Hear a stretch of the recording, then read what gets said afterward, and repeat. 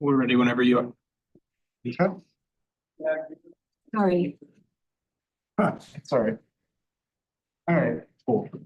I'll let Commissioner Halfrey is here. We'll get started. Jesus. All right, I'd like to call this meeting of the city planning and zoning work session to order. Can I get a roll call of commission members, please? Commissioner Boren, Here. Commissioner Helfrey, Here. Commissioner Cohn, Commissioner Clayton, Commissioner Depler, Here. Commissioner Jackson, Commissioner Rubis, Here. Chair Beatty, Here. Councilmember Brost, Here. and Mayor Garitano. Thank you.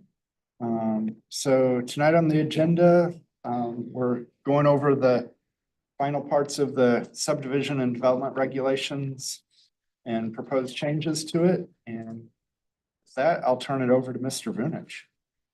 Thank you, Mr. Chair. I believe there's no one on Zoom for public comment. There is one on Zoom that is not one of the members. So if they'd like to speak or make a comment as part of the public comment session, just use the raise hand feature.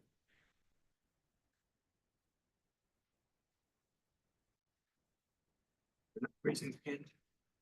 Thank you, Mr. Newberry. Mr. Chair, members of the commission, thank you for being here tonight. It's a bit of a challenge between the weather and the crowd that have been at City Hall for the last couple of weeks.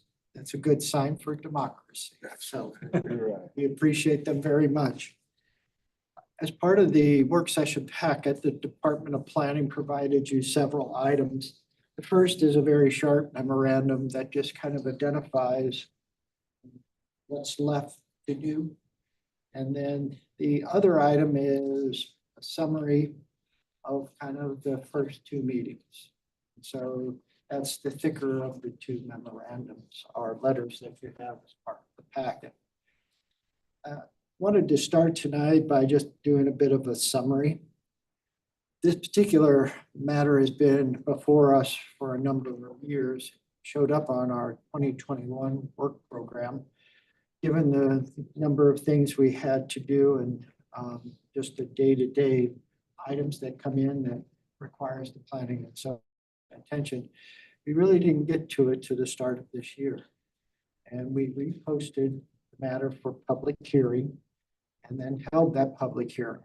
Shortly thereafter, the department presented to the commission members a series of work sessions that we'd like to hold to go over the major sections that the department, either through its own application of the regulations or questions or comments from those users of the regulations, thought were critical for this consideration.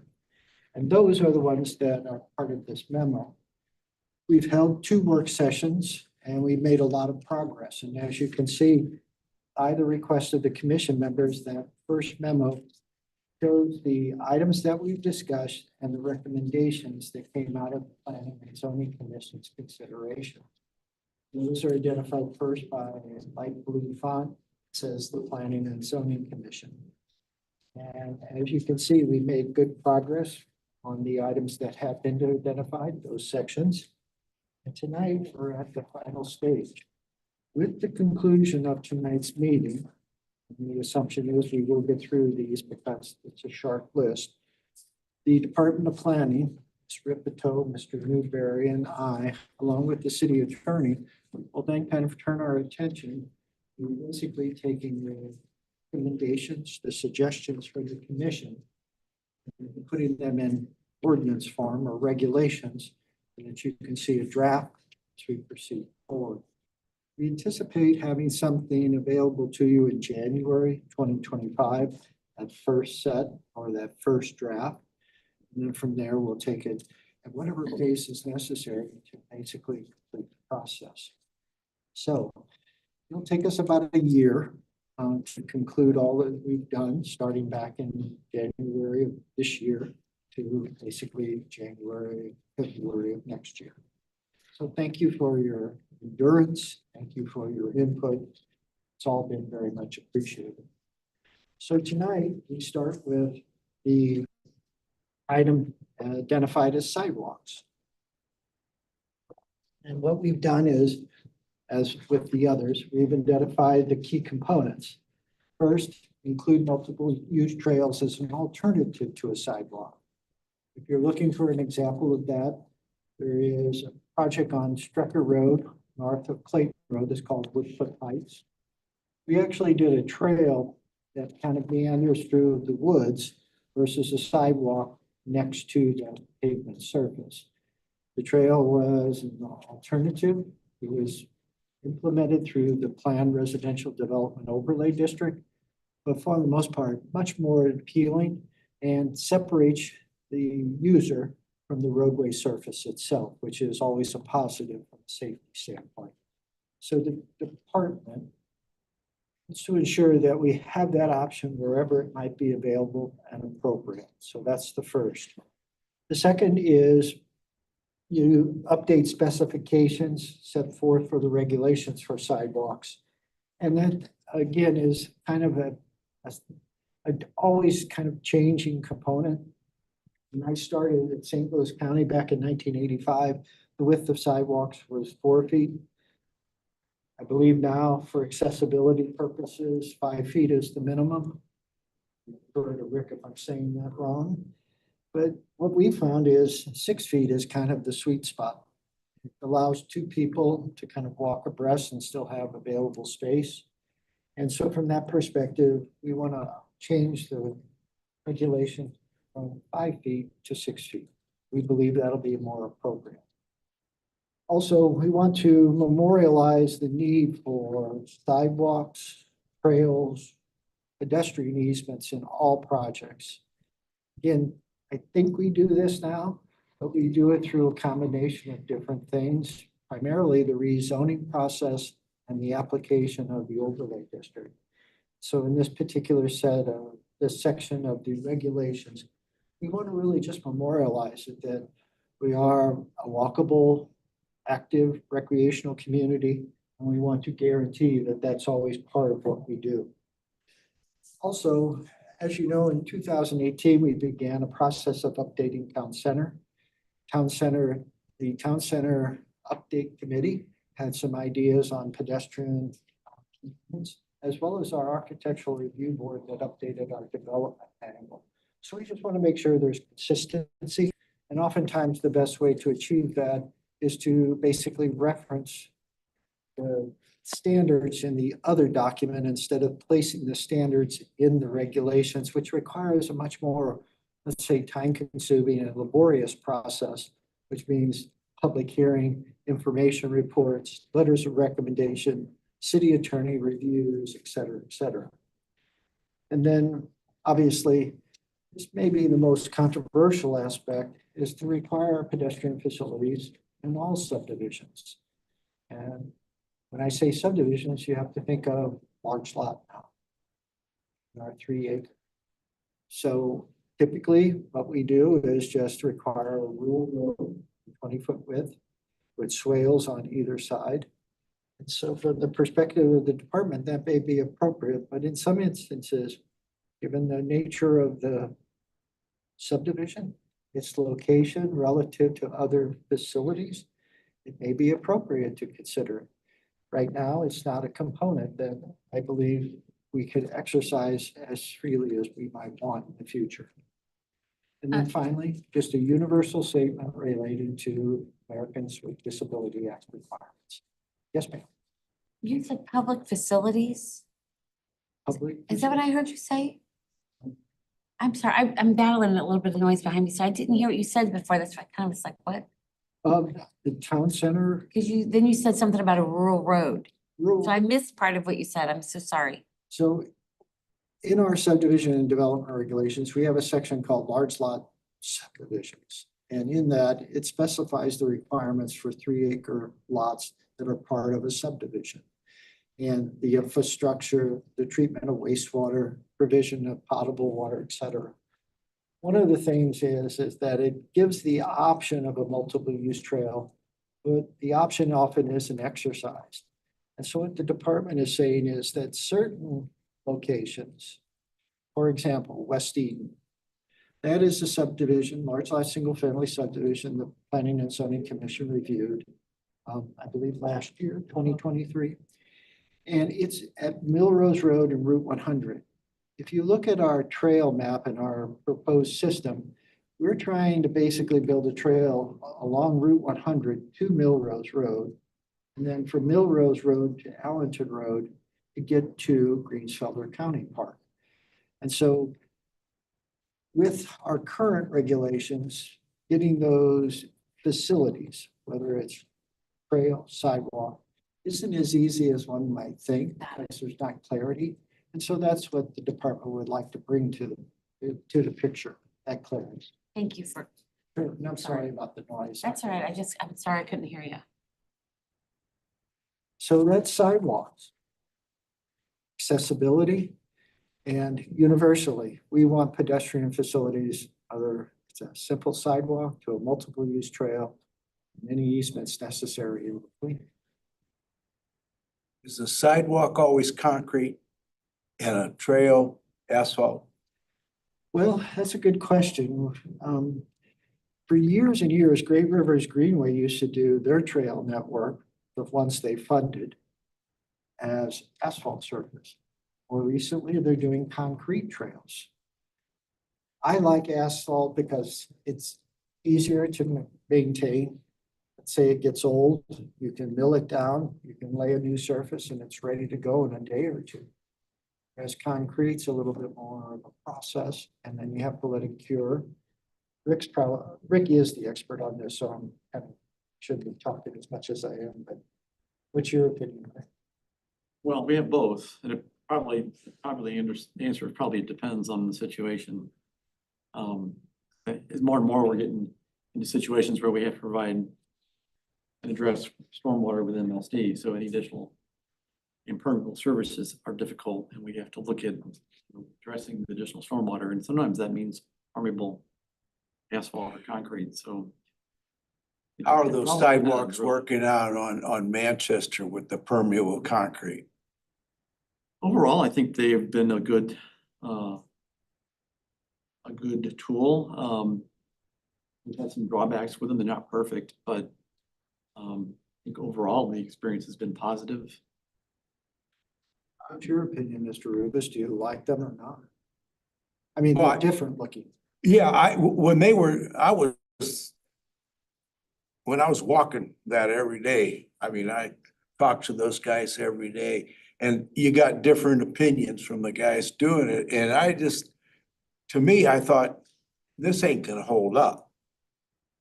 I mean, this My opinion, this stuff's it gonna had- break off and so, We're on Manchester Road. in the streetscape, Between Taylor and Taylor. Atherton. Atherton, Oh, yeah.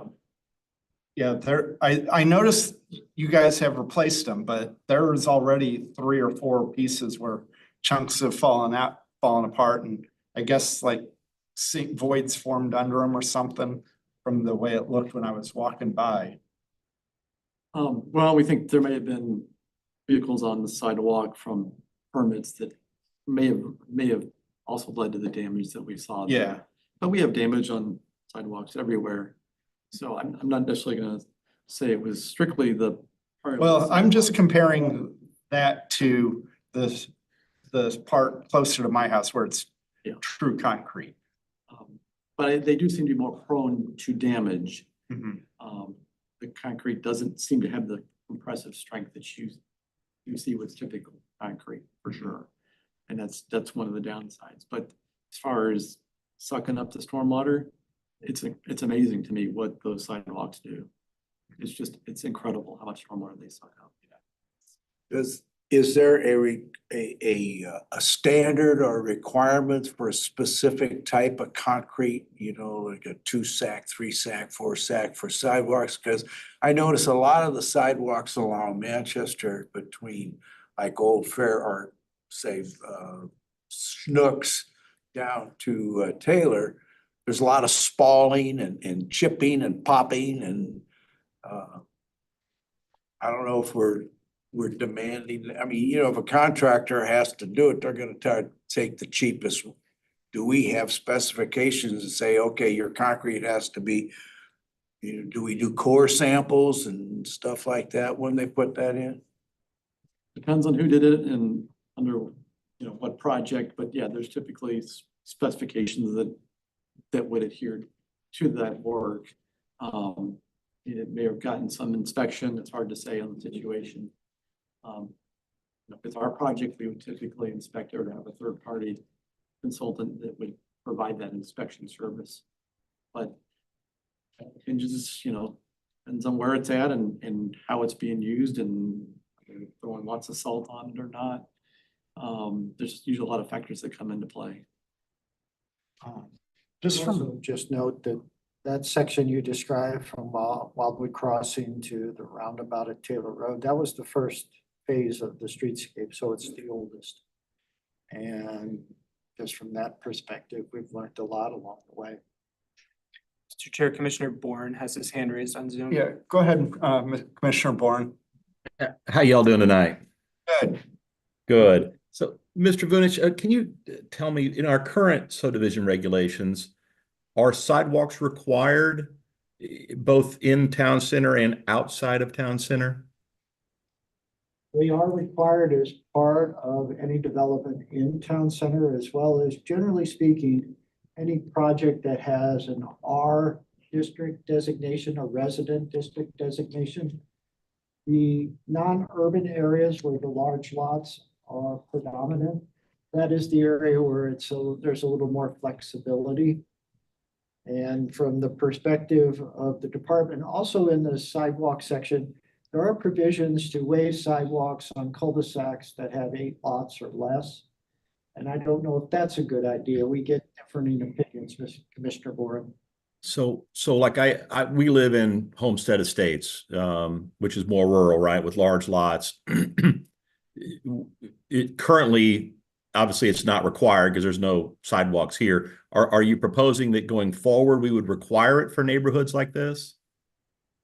It depends. Homestead, Estates of Homestead, that's a little bit of a different animal. The fire district required the main road coming into the subdivision from Rigger Road to be 33 feet in width. So that really can accommodate a walker plus 2 cars passing in either direction. Easily. Once you get off the main street, so to speak, it's all cul-de-sacs. So I think it's going to be more on a case-by-case basis. It's Okay. not, we change, and we're going to immediately start requiring retrofits or new subdivisions like that to have them. But I think it should be based on a case-by-case basis. And the change that the department's proposing will at least give us that leverage to ask for it if it's really appropriate. Okay.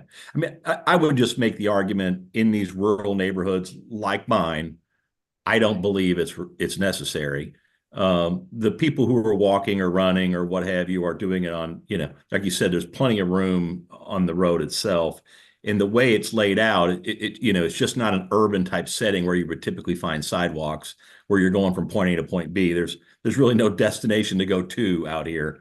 So I would just caution adding too much overhead to, the construction costs of new neighborhoods. Point well taken. Thank you, sir. Yes, sir. Thank you.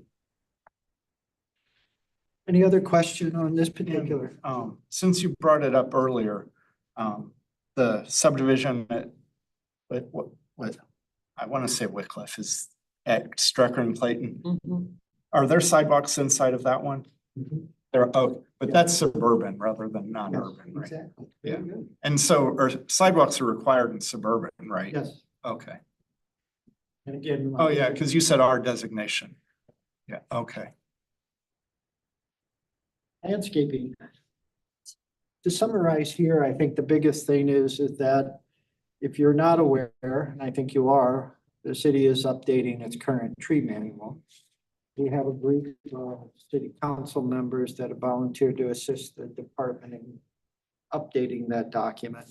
And the department is just saying that once the tree manual is updated, which we hope will be in the first part of this upcoming year, and we gain consistency with that to our subdivision and development regulations. So that's the key point here, just ensuring we have consistency. Yes, ma'am. So I'm so glad that you brought up the trees. Yes, ma'am. Because I just am curious. Are you gonna require street trees? And what is the policy on that? Because in our neighborhood, there's just so many questions. When I purchased in the neighborhood, we were told the street trees were required. And the builder allowed a couple of families to opt out, which we were told later that wasn't supposed to happen. And going forward, everyone had street trees. And as we've had some problems, I know with ash and things that where the cities had to come in and remove trees, we have a plethora of pear trees. Now people are being told that the street trees aren't going to be replaced or they have to be replaced. And so I would just, I would like to know what exactly the policy is. I mean, if this is for subdivisions, what is the policy with street trees? And are people required to have them? Personally, I think that the neighborhoods, the realtors that I've talked to said that street trees are, those neighborhoods tend to sell faster or for more. And then from a climate and an erosion standpoint, when everybody talks about the climate, and it seems to me that trees are a huge benefit to all of that and erosion. When they did all those studies, when we were doing all that stuff with the golf course, the zip lines, and that man was coming in and talking to us about how when the rain hit the leaves, it slowed the rain down. And so there's a huge benefit to street trees. And so I'd like to know what the policy is. And I think that, you know, if we have a policy on that, it should be in the subdivision stuff very clearly. No, clear. Well, at least for Windcrest and Windcrest Edition, they're required because it's part of the governing ordinances. There's 2 PRDs that were approved at different times, one earlier, later. And then there's a set of plans that were approved by the Planning and Zoning Commission that identifies them. Public Works has a little different opinion than the Department of Planning. They see street trees, particularly if not in an appropriate size tree lawn area, as a problem because they bump up the sidewalks. Sidewalks have to either be ground down to eliminate the trip hazard or the section removed. Got that happening at my house right now. Might speak to the contrary to that, Joe, frankly, we have a city policy that supports street trees, okay? So it's a policy that Public Works supports. So that's our goal, is to have tree lawns with trees growing in them. We do get stuck with dealing with the problems that do result, and they do generate issues. But we support the policy that the city council has, which is to implement tree-lined streets. We don't remove healthy trees in general. But once a tree is removed, is it replaced? That's the goal, is to replace it. That's correct. We do have to deal with some situations where we have tighter tree lawns than we'd like, which is frankly the case in your subdivision.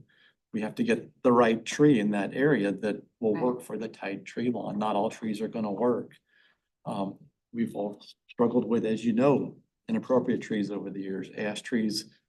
Well, I shouldn't say that's an inappropriate tree, but the pear trees. Right. And then the ash trees have now all died. So we have to deal with those kind of things as well. But the end game is, you know, we are supportive of the policy that the council passed, which is to implement tree-lined streets. It's a good policy, but what I'll tell you is that regulation trumps policy. And we have regulations in our subdivision and development regulations relating to street trees. That says that they're supposed to be there. Because I know that when I took my vacation last year, I think I sent you pictures of trees growing in very little bitty spots. And Yes. so we know that they can do it and they can be successful. So I would just ask that if this is for subdivisions, that it's very clearly outlined in here so that the gray area is taken out of it. Either you have them or you don't, and if you're gonna remove them, you're gonna replace them or you're not. Part of the replacement is just Rick only gets X amount of dollars each year for the replacement of street trees. So we may take out a tree because it's diseased or dead or a nuisance.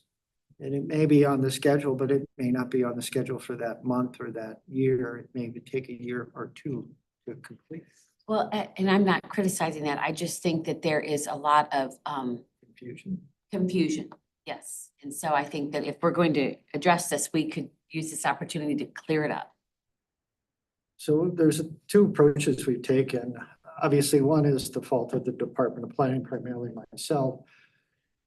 A lot of the sites that we inherited from St. Louis County were on very narrow ridge lines. And so when you took into account the setbacks, and then you took into account the width of roadways and right-of-ways, all of it ended up doing is pushing the grading on either side of the street further and further down the steep slope. So we narrowed up this right-of-ways to lessen the impact. That left us little, basically 2 to 3 feet of tree lawn area, which isn't generally sufficient. I say that, but if you go in St. Louis Hills, you'll see there's gigantic trees in a similarly sized tree lawn area. Yeah, I see so many oaks down there that just have the roots all looking warped because there wasn't enough space between the road and the sidewalk. But like I say, I think collectively, the policy Mr. Brown's mentioned and the department doing a better job with the tree lawn areas, I think we can get a successful farm. Shouldn't we have a leg up on it now that we have an arborist on? Gosh, yes. That should help us a lot. I mean, some trees, roots don't go down and they stay on the surface, and those are the ones that are bumping the sidewalks up, so. With Mr. Walsh, our arborist on board, I think we're in the best position we've been in the last 25 plus years. Yeah, for a city of trees, it's good to have an arborist. Commissioner Jackson, I see your hand. I'll come to you in 1 second. But along to your point, when my house was built, on the street trees, I thought the policy had said that if it died, they'll replace it once, but then if it dies again, that's it? Or am I remembering right or wrong? That very well may be in the policy. My memory is not that crystal clear. Obviously, if we find that if the tree is not successful, we want to figure out what's going on there, and that's why we have one of the reasons why we needed the arborist. We now have one on staff to help us troubleshoot those issues and make sure we get the right tree in the right space and have success. But clearly, we don't want to be spending money on locations where a tree is just not a good idea. Right. Yeah. All right, Commissioner Jackson? I just have a general comment about Bradford pears. If the city's planting, they're cheap, they grow fast, then they break off when the first wind and you're asking people to replace them. I don't know if you can outlaw any trees, but I've definitely put that at the top of the list. And whoever mentioned the root systems that come up through the sidewalks, maples are notorious for that, by the way, as an FYI, but I have nothing against maples. It's the Bradford pears. They constantly, every storm, they're a problem. I'm just, my 2 cents, that's all. Thanks. Completely agree with you on the Bradford pears. Unfortunately, that's what I have in front of my Now house. that's a stronger tree. The Cleveland pear Oh, is yeah. a new variant that had, their limbs are not And- like a sail. And I thought the Missouri Department of Conservation. I think all They're of those considered a pear trees nuisance. are kind of Aren't they a nuisance being tree now? classified as invasive Bradford now. pears, Pears, yeah. Yeah. Pears in general are. Mhm. Our list doesn't include any pears any longer because we've just struggled with. Cause I want mine gone. The problem is mine is like the best looking tree on my end of the street. I would ask, So I almost want like 2 smaller trees put in on either side of it, let them grow for a few years and get established. Then we'll cut off the Bradford. Go ahead. I just an aside, during COVID, when we were having all these Zoom meetings, I was on a Zoom meeting where you presented, Mr. Vunich, some things, like an example of a tree policy from the city of Charlotte and a couple other places. And one of the things that I remember from that meeting was how to care for trees, like don't top them off and, all these different things. I know that we don't have a bottomless source of money, but it sure would be nice if we could get some sort of tree stuff on our website that could say how to care for trees. I think we have some of that on the website right now. Do we? Because it just seems that my neighborhood is just a hotbed of street tree trouble, so. Yeah, I feel like people don't prune them enough. Travis, you want to tell them? So again, the street trees are the city's trees, so it is our responsibility to prune the street. Oh, trees. oh, Yeah. okay. And so, And I know that, and you know that, but a lot of people don't. and certainly we could probably work towards getting more information out, and I think our arborist is gonna help us in that regard. Oh. But that's a city responsibility, and we probably haven't been proactive enough. with Yeah, that. because I've been, I'll admit, I've been aggressive about pruning mine. And I think maybe that's why it's grown as tall as it has. Because former Councilman Goodson lives next to me, same Bradford pear, mine's quite a bit bigger than his. So, Mr. Chair, Joe mentioned it briefly earlier, but the department is working with a group of council members to update. There are two documents, the tree manual and the sustainable planting guides, and turn it into a single document with that type of information for the residents. And while we will have a version that's able to be printed off if someone prefers it that way, it's heavily web-based, focused on the way we're going to present that information. And we've engaged a graphic designer to help us make it look pretty, create graphics for us. And then obviously the arborist, Mike Walsh, is gonna be weighing in on that. So we're working on that. We're expecting to get back to it at the beginning of the year. It's great.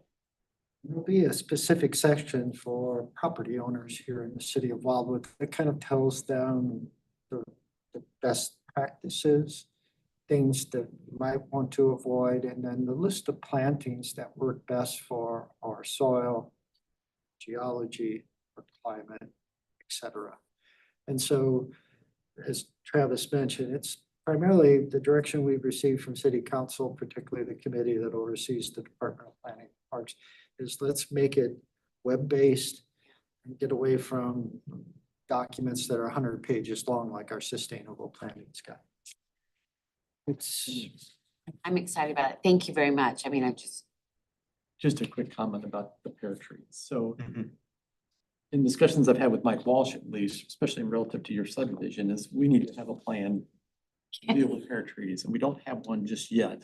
I think the intent would be to develop something to say, okay, we recognize the issue, we'd like to phase those pear trees out over some time.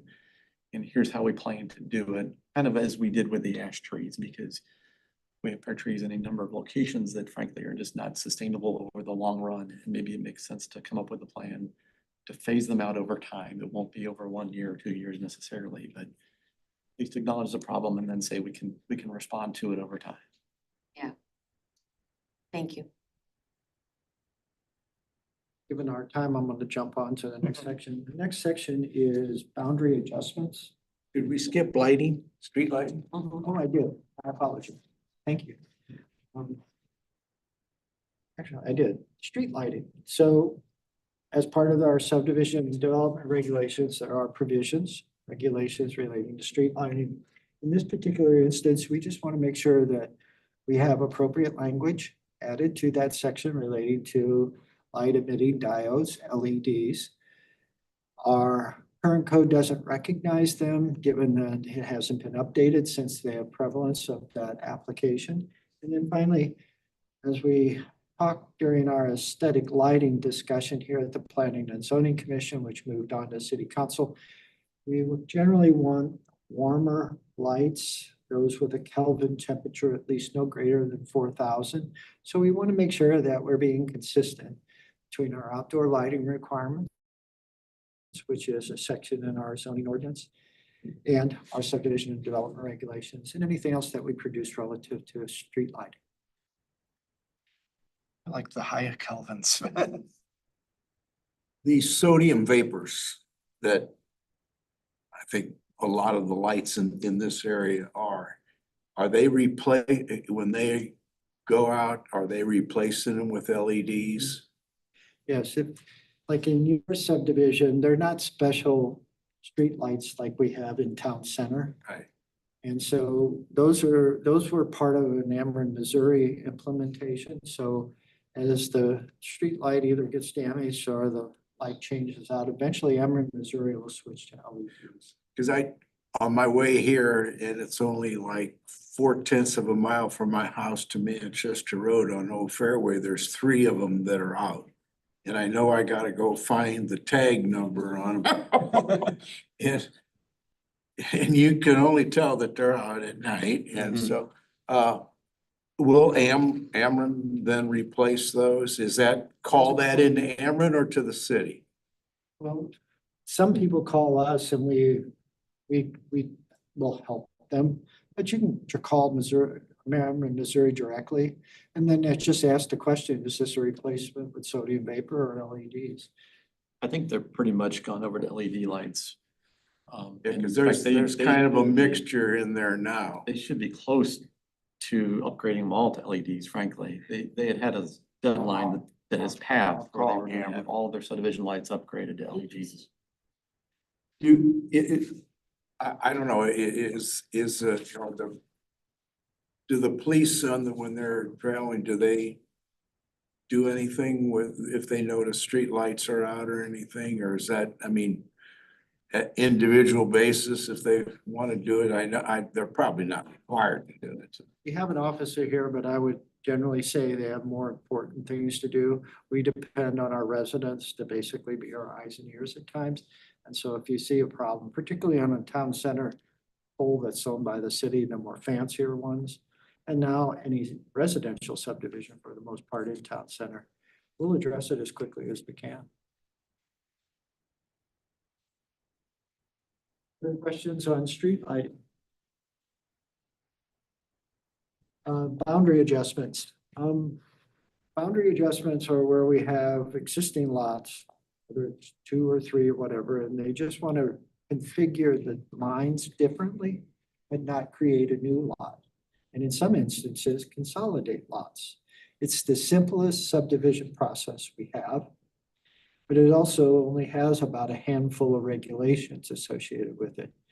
And what we've discovered over time is you still need information because you're changing property lines.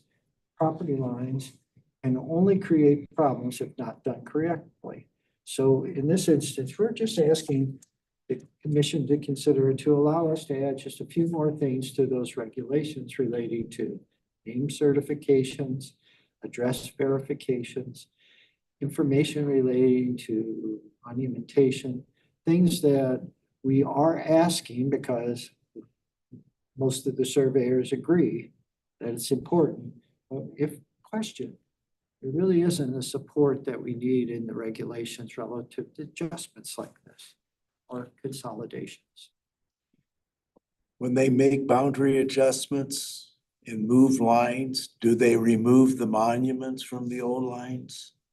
Typically, it's usually an internal line, so the pins or the pipes or whatever it may be, the out boundary stays the same, so to speak. They're just moving that line. So typically, we're just adding.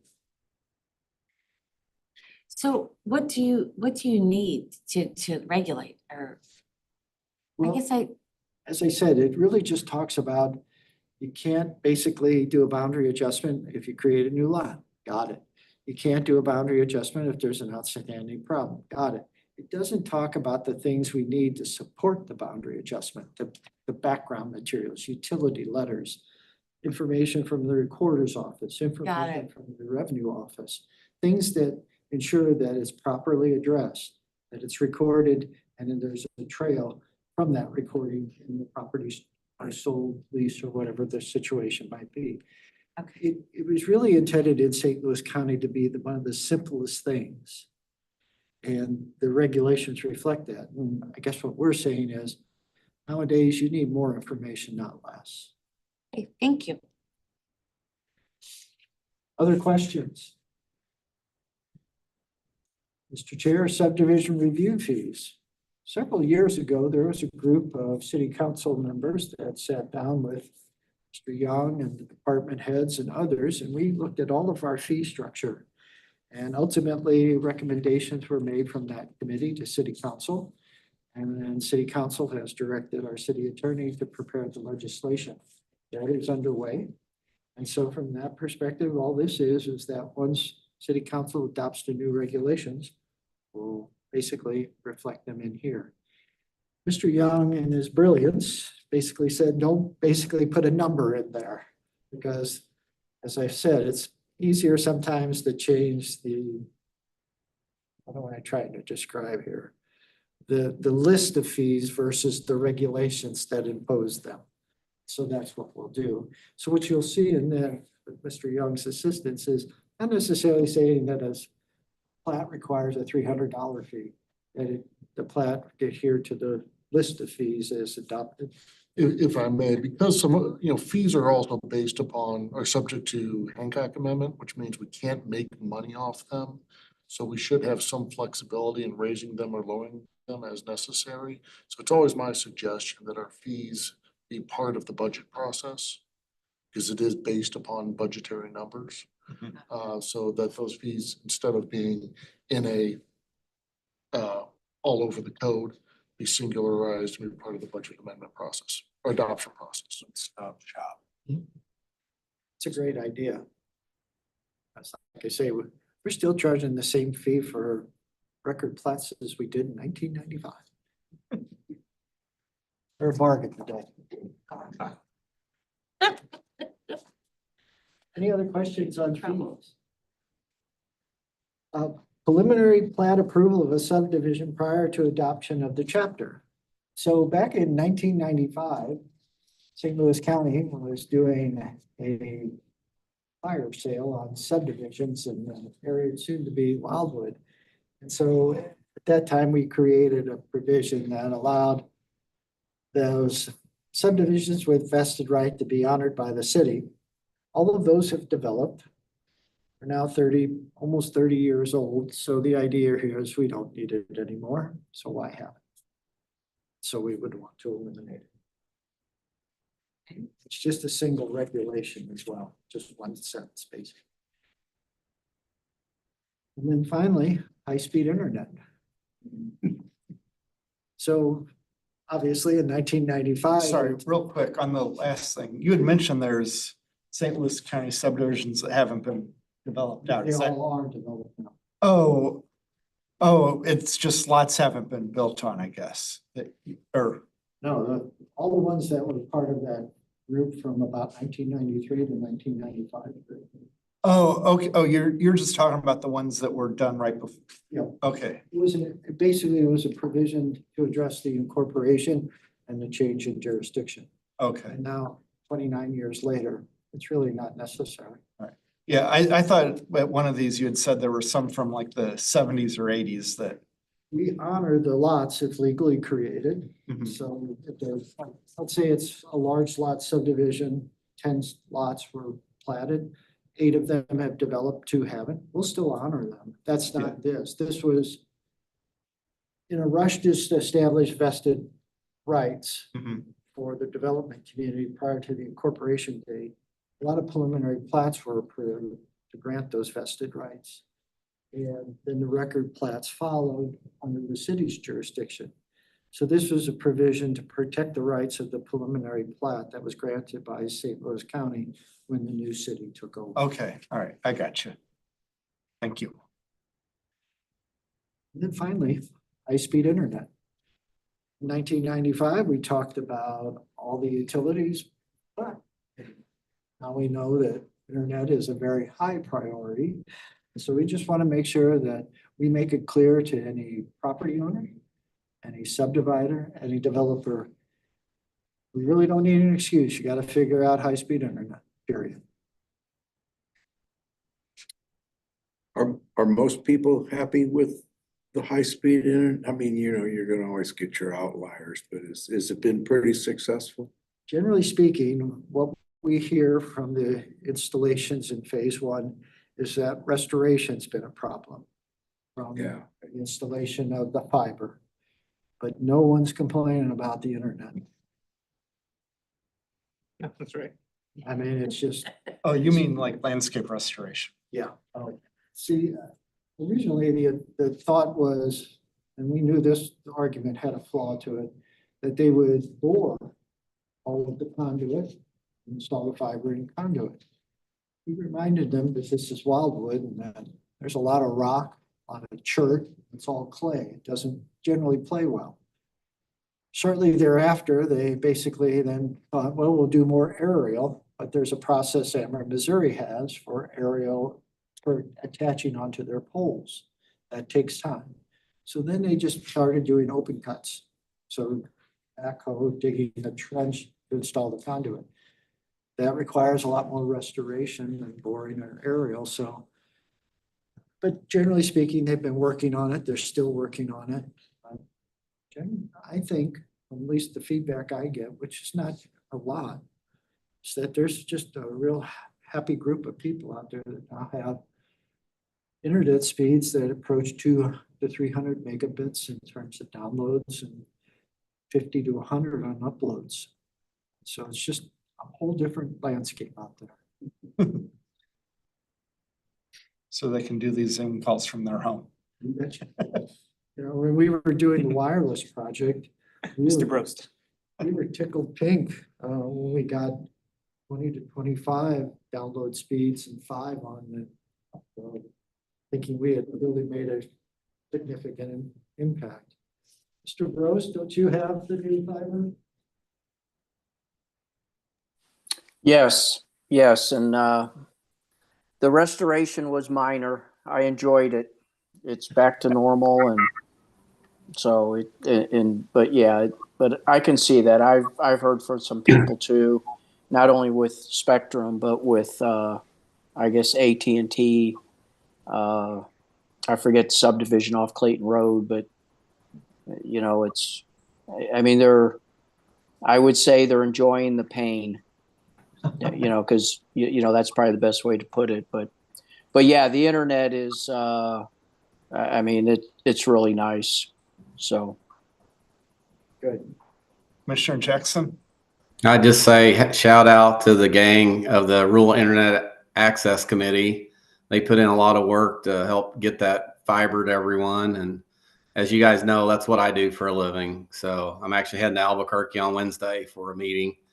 So congrats to the Internet Access Committee. I don't know if it's been disbanded or not now that it's probably not needed anymore, but definitely would like to give them a shout out as official as I can. Thanks.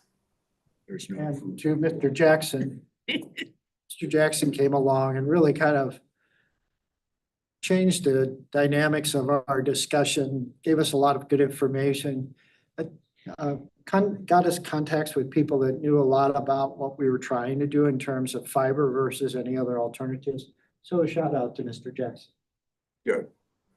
Well, I still kick it back to the committee because they worked for years and years, and they are the ones that took it over the finish line and did it. So hats off to that team. Bye. It's quieted down the mayor's coffee quite a bit. Oh, is that what they were mostly about? Oh, for a long time, that was always, Mr. Chair, I have completed my task tonight if there's no other questions.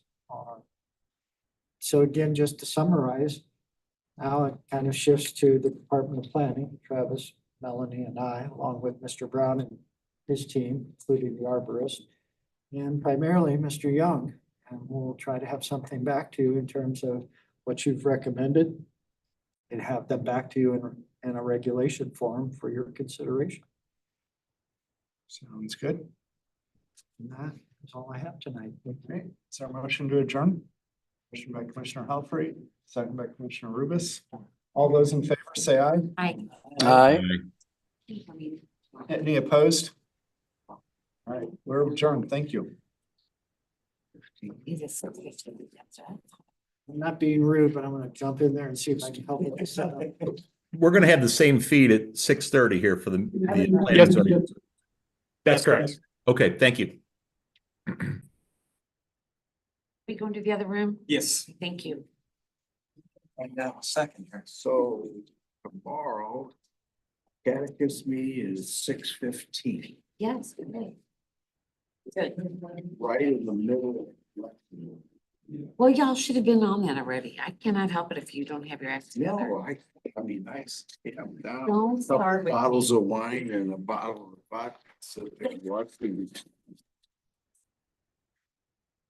yell at the TV. Yeah. Come to your house. Okay,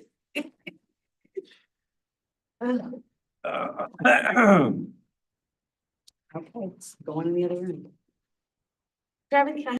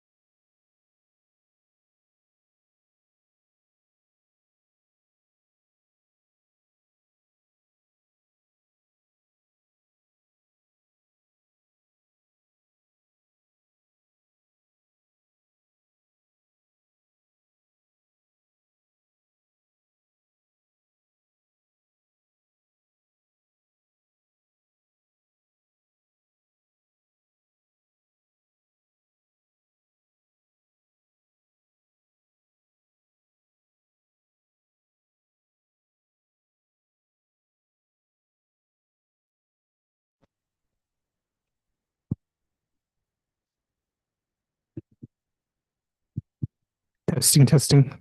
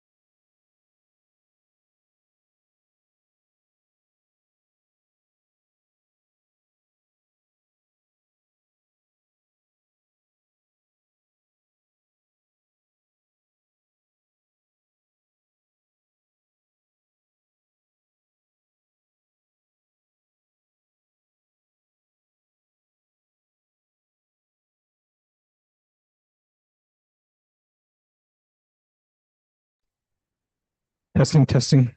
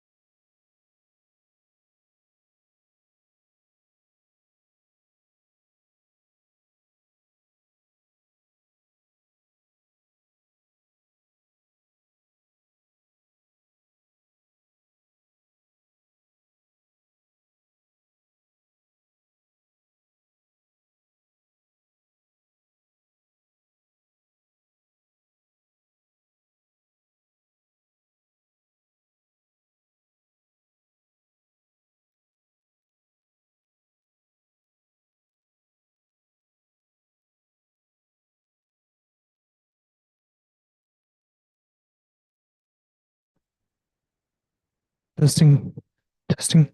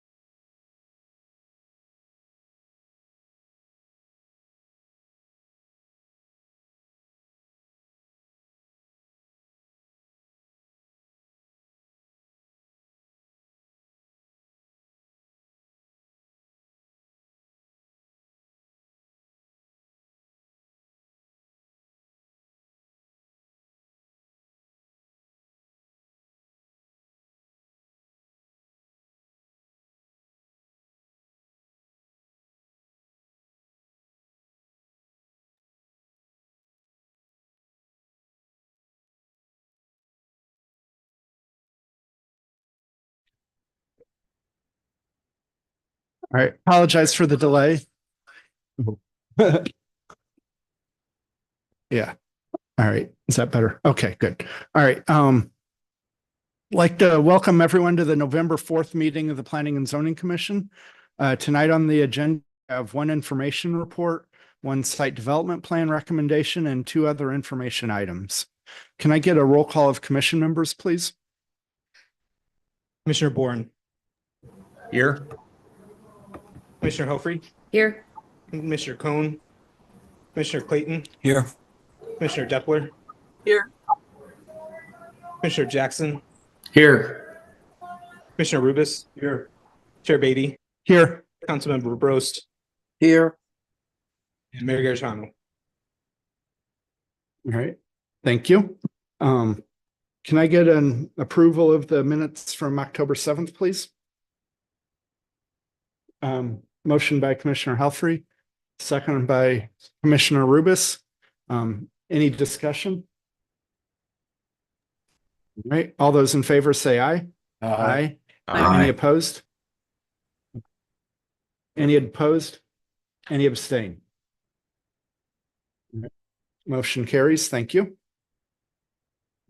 Does the Department of Planning have any opening comments? Thank you. And let's see.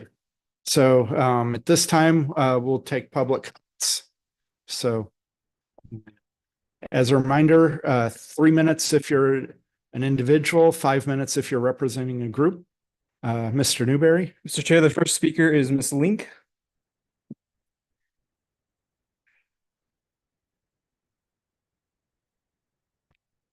Lynn Link, Ward 6, 4028 Indian Ridge.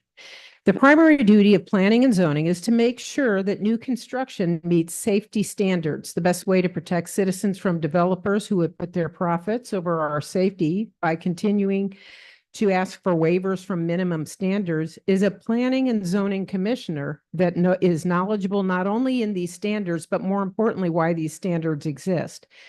At the last commission hearing, it was discussed about waiving the 15-foot garage setback. One commissioner asked if there was any reason for the 15-foot setback, and no one replied.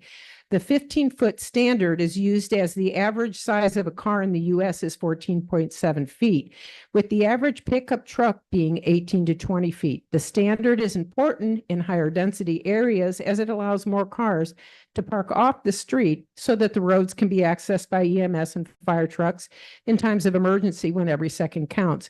Having a garage setback from the front entrance of the house increases the chances that the front door can remain a point of egress in garage fires for those inside, as well as a point of entrance for firefighters. According to the USFireAdministration.gov, every year in the US, there are about 6,600 garage fires, resulting in an average of 457 million in property damage, 400 injuries, and 30 fatalities.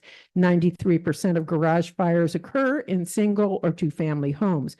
When garage fires occur in homes where the garages are under the house, the fire will spread quicker. The denser the development, the higher the chances that a fire will spread to other homes. Some of the extremely dense Benton Homes rental properties in St. Charles have underground parking and already have parking complaints by the residents. The Latitude N38 development across from Village Green will have similar designs.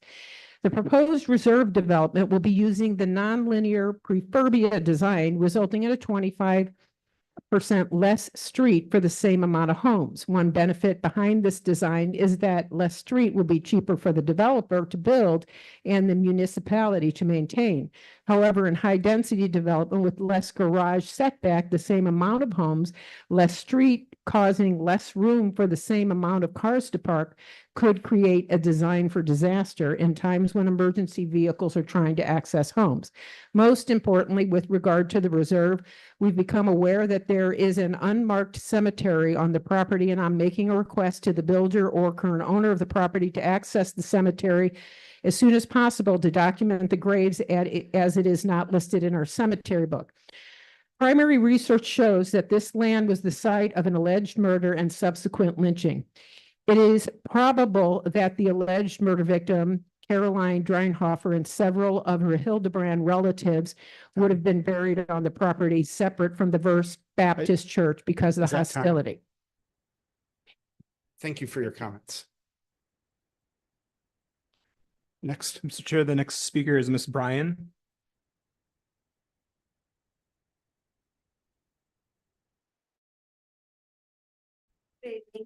Sandra Bryan, Ward 8. The last time I spoke about this Atherton Heights proposal, I asked that all council members go to 2522 Atherton Road before voting. I will reiterate that it should be mandatory for council to see all properties before voting. I don't think I'm asking for much. It's common sense. It's a huge disservice for our community when officials blindly vote without seeing the properties in question. The high-density expansion agenda is not a good fit for Wildwood. The narrow roads and lack of space for improvements is a detriment to public safety. Council needs to take into account for our inferior roads in Wildwood before deciding on new developments. Recently, I posted on Nextdoor about this meeting. I was attacked by a few people saying we all knew about the high-density building agenda. It's a great idea, and you were so misinformed, and other very demeaning things were said. The bullies get full reign on Nextdoor, and the ones defending themselves are suspended. If I post again about a meeting, comments will be shut off.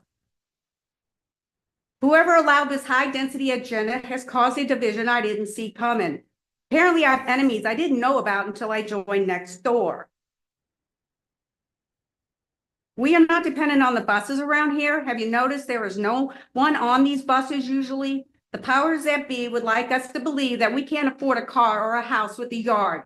Well, the American dream is still going on despite that debate. And let's not forget about the carbon footprint left behind by our vehicles. This is a fear-based agenda, not grounded in a reality, in my opinion. Putting in high-density housing here and across the nation is an agenda being pushed. This high-density agenda will overcrowd our area if it is allowed to continue. Atherton Road residents do not have the privileges that most residents have. I'm speaking of wide roads, sidewalks, streetwalks, and storm drains. It's not possible for us to have those luxuries. Putting in a cul-de-sac is a ridiculous idea. There would be no room for EMS or fire vehicles. Let's not forget the driveways for the Atherton Heights project. That would barely be room for a standard car to park there. If City Hall overlooks the past ruling again on a mandatory driveway lane, the citizens lose and safety is thrown out. I was told that my area was part of the town center master plan, and therefore I need to accept the inevitable.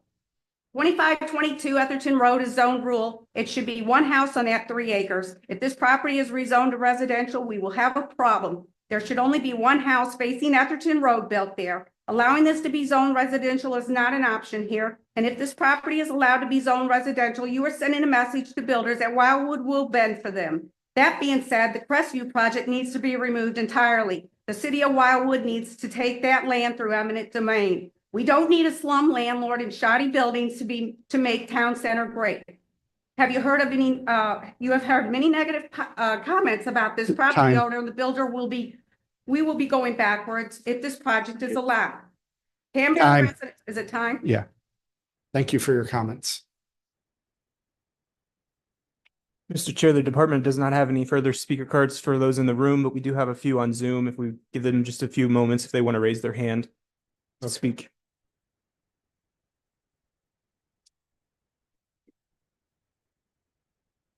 And I'm not seeing any raised hands. Neither am I. All right, let's hear. So next on the agenda, PZ 4-24. PZ 4-24 Atherton Heights, care of Spree Seduta Properties LLC, 629 Langton Drive, St. Louis, Missouri, 63105. A request for a change in zoning upon a tract of land that is 3 acres in size, being located on the east side of Atherton Road, north of its intersection with Manchester Road. Street address 2522 Atherton Road, St. Louis County, locator number 24V530560, which is currently zoned NU non-urban residence district, town center neighborhood edge, and neighborhood general districts to the R4 7,500 square foot residence district with a planned residential development overlay district, PRD. Proposed use: a total of 9 single-family dwellings with street improvements, common ground areas, and required public space areas, dedications, and improvements. Ward 8. Thank you, Mr. Newberry. Mr. Vunich. Thank you, Mr. Chair. Mr. Chair, members of the Planning and Zoning Commission, the department has prepared a revised information report for your consideration tonight relating to this particular set of requests. As you know, the public hearing was held on this matter at the beginning of September of this year. Shortly thereafter, on October 7th, the department prepared an information report with recommendation regarding that particular plan that was presented at public hearing. The department recommended that the lot count be reduced from 9 in total to 7 in total. After the Planning and Zoning Commission received that recommendation, a discussion ensued amongst the members. Ultimately, the members agreed that there should be additional time provided to the petitioner to review the department's recommendation and conditions, and then ultimately provide a plan that showed the 7-lot design. Shortly thereafter, the petitioner's engineer, the representative of the petitioner, submitted a 3-lot plan. The 3-lot plan reflects lots that are approximately 1 acre in size, with all of the homes fronting onto Etherton Road. That plan is very different than what was submitted originally by the petitioner or recommended by the department. That plan needs to return to public hearing. Public hearing would then address a change in zoning and no planned residential development overlay district.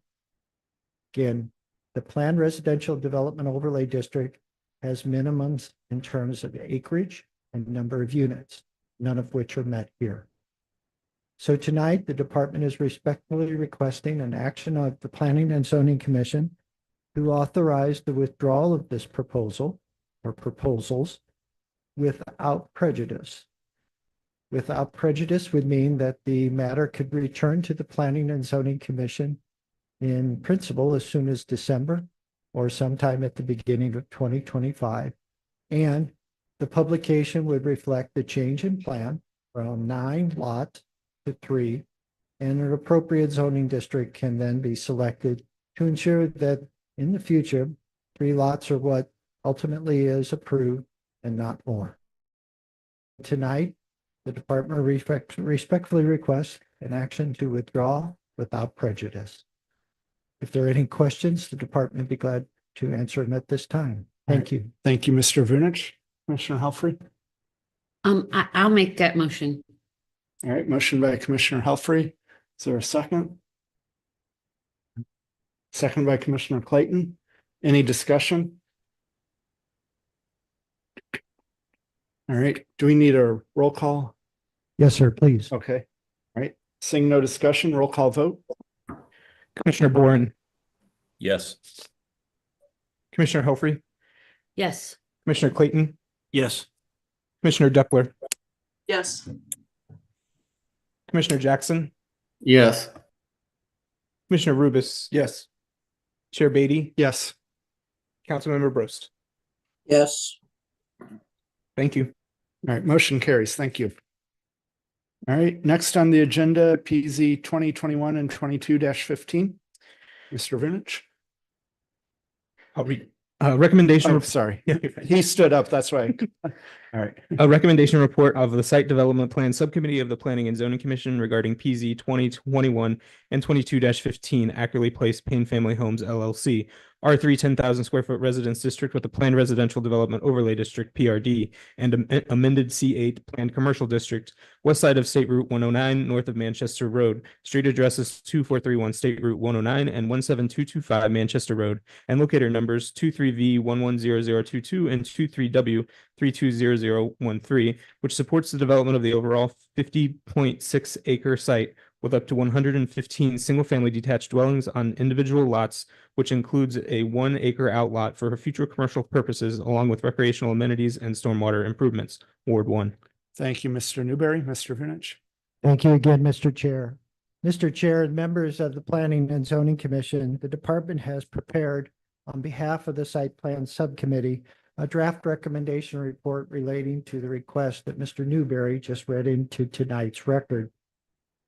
As you can tell from the PZ number, this particular project started back in 2015 by Payne Family Homes. Payne Family Homes originally submitted a proposal that was primarily new urbanism in design. That proposal included some lots served by service lanes, rear entry garages with service lanes, and others relative to the topography of the site with front entry garages. That particular proposal went through a number of discussions, both at the Planning and Zoning Commission, as well as with our city council. Ultimately, in 2018, Payne Family Homes withdrew that proposal and submitted a new proposal, one that's been described as Preferbia. That proposal then had to wait as the city went through the town center update plan. And ultimately, after the town center update plan was adopted in approximately 2021, consideration of the proposal began again. So tonight is a culmination of a very long zoning process, suffice to say. Ultimately, the city council approved a site-specific ordinance through the provisions of the Planned Residential Development Overlay District to accommodate the design of the site being presented to you tonight. I would note, first and foremost, the new developer, McKelvey Homes, has reduced the lot count from an allowable 132 units on individual lots to 115 units on individual lots. Obviously, given the characteristics of the property, its placement near the headwaters of Bonham Creek, that reduction was certainly appreciated by the site plan subcommittee as part of its discussion when that meeting was held on September 3rd of this year. Tonight, the department in its report provides some basic background information relative to the process, the designs that have been discussed and employed, such as Preferbia, now more so a low-impact development type of proposal, and the motions and actions that were taken over the course, again, of what has been a significant amount of time. Thereafter, the department tries to, as best as possible, identify the characteristics, the highlights of the plan relative to the 115 units on individual lots, the 1 acre plus commercial outlot fronting onto Route 109 at Main Street, and other items of specific importance. Some of these reflect discussions that the Planning and Zoning Commission has had relative to our subdivision and development regulations, such as a $45,000 seed fund that will be provided to the homeowners association when the developer closes out the subdivision. These things are intended to create a unique, low-impact development with certain new urbanism characteristics in terms of materials, quality of materials, design, types of shingles, etc. So again, this is a melding of several approaches, but I believe it reflects, again, the 9+ years that, in this particular instance, the 6+ years we've been dealing with the Preferbia approach. Key amongst the information provided in the site plan subcommittee's draft recommendation that's been prepared by the department is an identification of the questions that came out of the site plan subcommittee's discussion. And those questions are identified in the report. The department, for the most part, tried to address them based upon its review of the plans relative to the questions. And I would conclude, relative to those questions, the issue of the garage setback relative to that imaginary line that defines the front elevation of the home. In the governing ordinance, the requirement is no more than 5.5 feet. From that perspective, the developer is required to basically offset that set of garage doors a minimum of 5.5 feet. That can be inclusive of the front porch area, which has been a standard design practice relative to other projects in town center, such as Main Street Crossing and the Manors at the Meadows of Wildwood. Certainly, the 15-foot setback is the desired outcome. That was a key component of the town center update team's conversations relative to the design standards for future developments in the special area of city.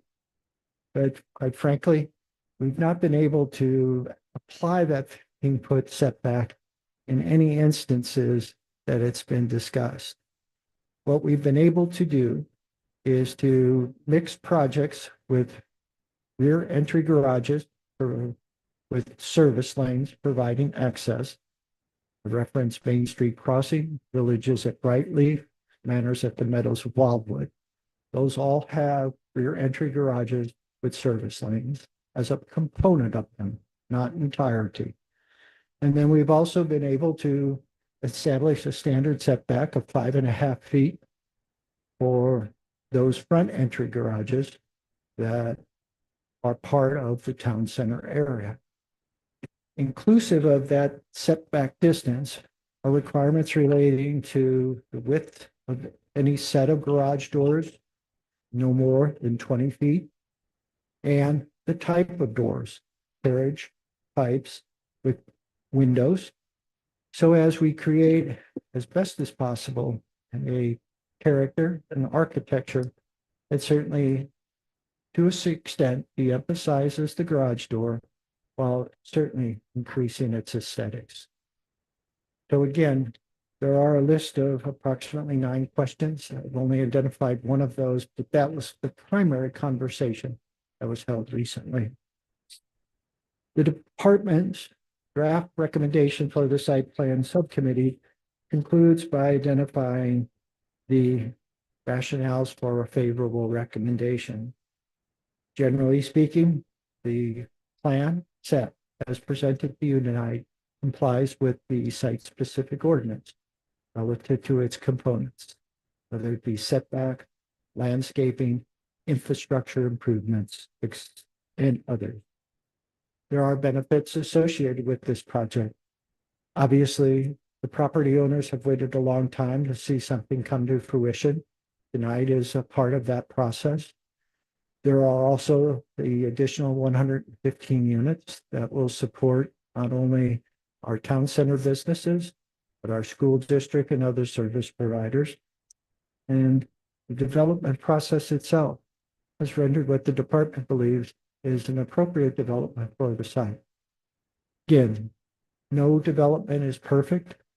Obviously, no development that is perfect would be no development probably, but in town center, which has been part of the city's plan since its incorporation in 1995, identifies the site as 50 acres is suitable for the project that's before you tonight. And then finally, in terms of next steps, I want to assure you that the petitioner has provided the geotechnical report that's necessary to ensure stability of all improvements, including foundations of the homes. They have provided the phase 1 environmental assessment, which does a cataloging of any potential problems relating to any type of environmental hazard. They have provided the floodplain study, ensuring that none of the improvements, particularly homes, would be impacted by flooding. Provided the stormwater pollution prevention plan to ensure that silt retained on site and not released into Bottom Creek, and that appropriate actions will be taken to ensure that stability of slopes is provided. The item that is missing, and the department identifies it in the site plan subcommittee's draft report, is the archaeological resources inventory. The department believes that can be provided as part of the improvement plan process, and certainly once received, provided to the Planning and Zoning Commission. In conclusion, the department, through the site-specific ordinance, reviews the components of the plan set to ensure compliance. And as part of the process that's managed by the Planning and Zoning Commission and City Council, we ask for a number of items to guarantee that the development will be safe, appropriate, and present no risk to the residents there, as well as others that drive the roads in its vicinity. So tonight, the department has prepared for the site plan subcommittee, which recommended it be presented to the Planning and Zoning Commission, a favorable recommendation. If there are any questions or comments regarding the report, certainly the department will do its best to answer them. Thank you. Thank you, Mr. Vinich. Any questions or motion? Commissioner Rubis? Joe, did you say that the seed money was 35,000 or 40? 45,000, Okay. sir.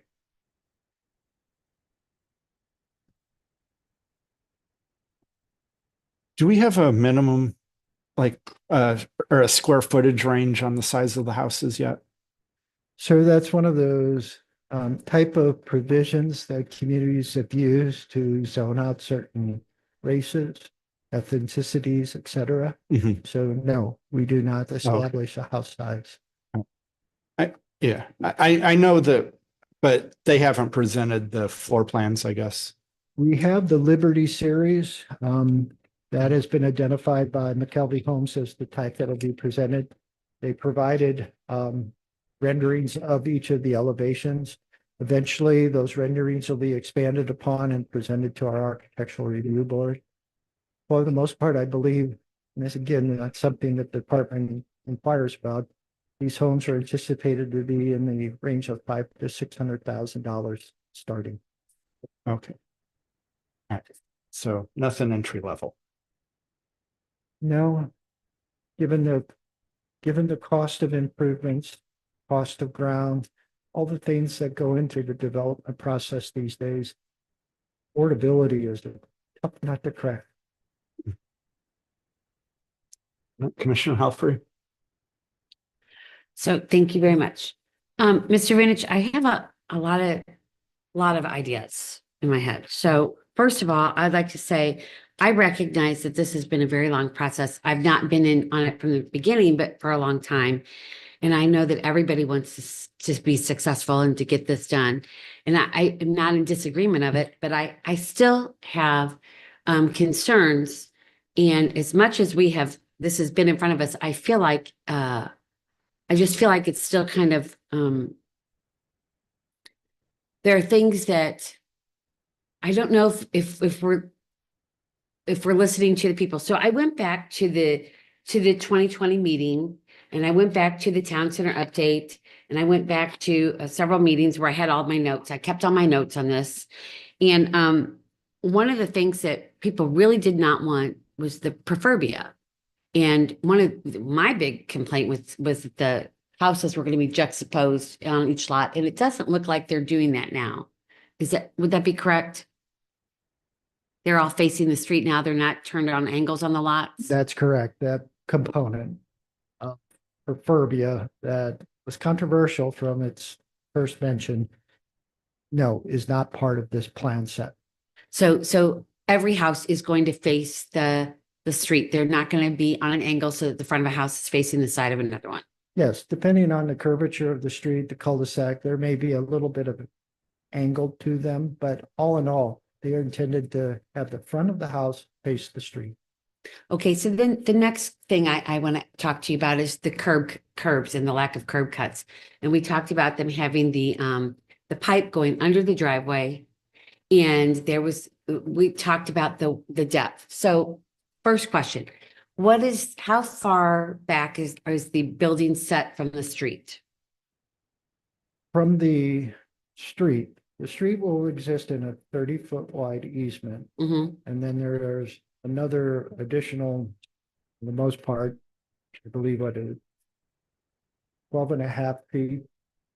I mean, we have it's 70 feet of area that is intended for the street, the right of way of 30 feet, and then 40 feet or 20 feet on either side of that area. Within that 20 feet, that's where the stormwater swale will go, the sidewalk and street trees.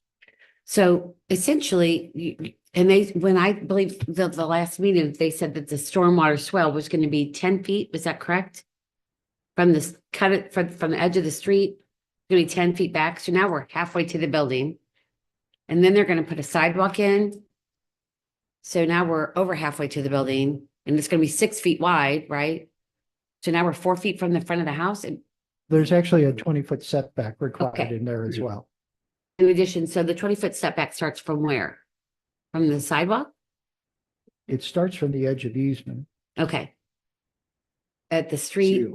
What? 40 feet, okay. I'm trying to find.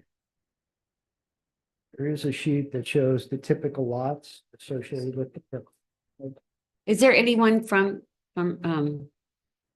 Yes, there is a group representing the Kelby. Home. maybe could one of them answer? Because I see That him is over at there. the discretion. I'm okay. Yeah.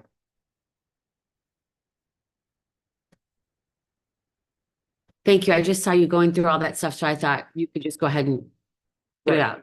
There's room for a car between that sidewalk and the house. So there's 19 feet from the back of that sidewalk. I say the back meaning. Right, it's closest to the house, closest to the house. to the front of the house. So you have room for parking a car. So it's, 20 feet from Perfect. the back of that walk to the house. All right, thank you.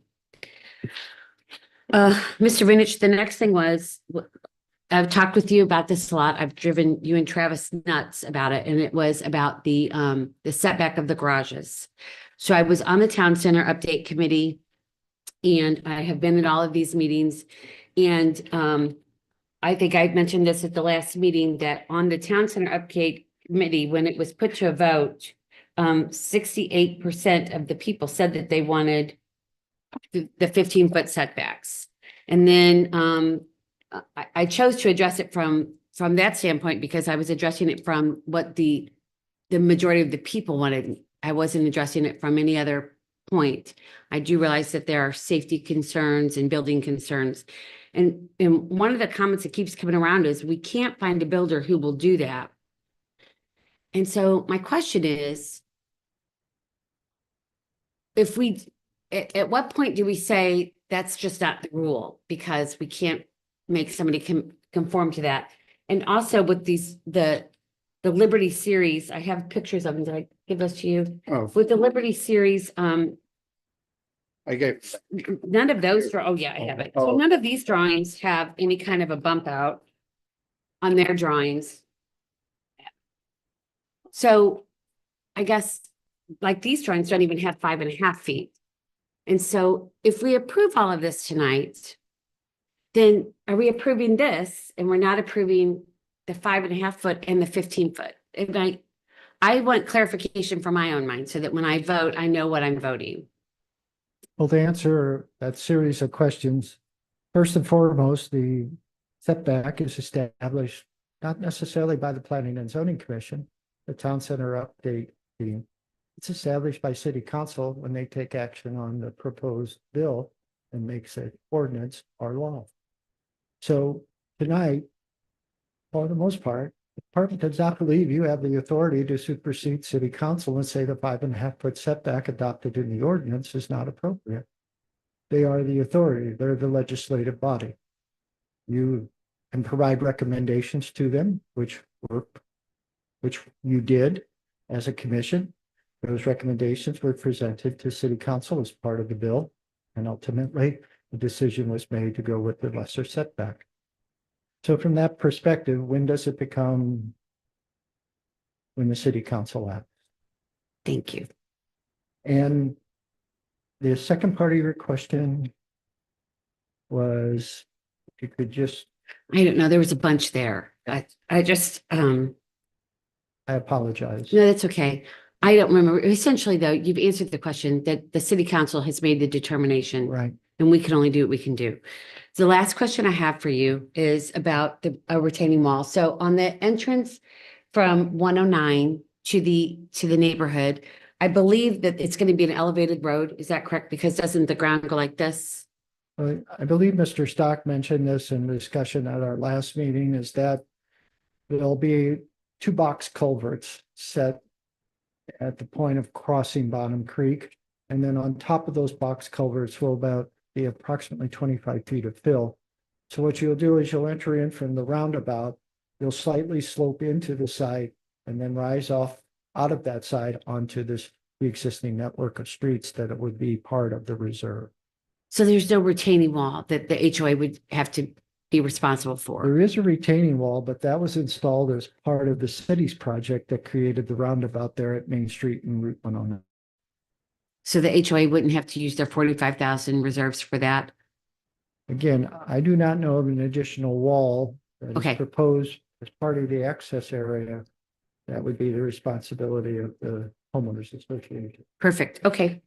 but they're checking the plan to ensure I'm not incorrect. There's not an existing, there's not a proposed retaining wall as part of the entry access.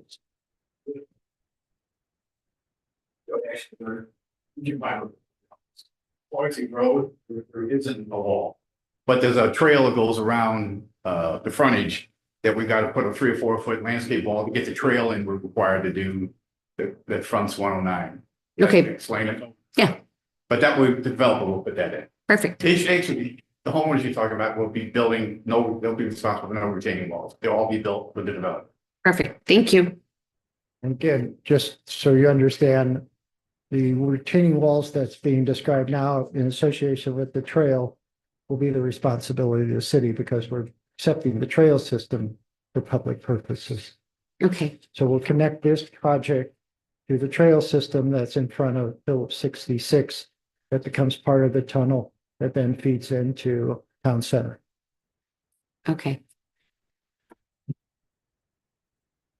I apologize for being blunt, but No, I don't, I want you to be, that's why I'm asking the questions. I want the answers. I want to understand it, right? And Right. so I need you to just tell me. And so thank you. again, as I say, the town center update team provided a recommendation. The recommendation was presented to the Planning and Zoning Commission. The Planning and Zoning Commission adopted it, but it isn't law necessarily. There is a law now.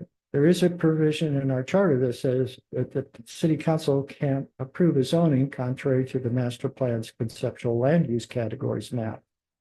That's a law, but this is consistent. It's a residential project in the neighborhood edge, neighborhood general district. So again, I appreciate the desire to comply in all points. But as I say, every site's different here in town center. We look at North latitude 38, it's a relatively flat site.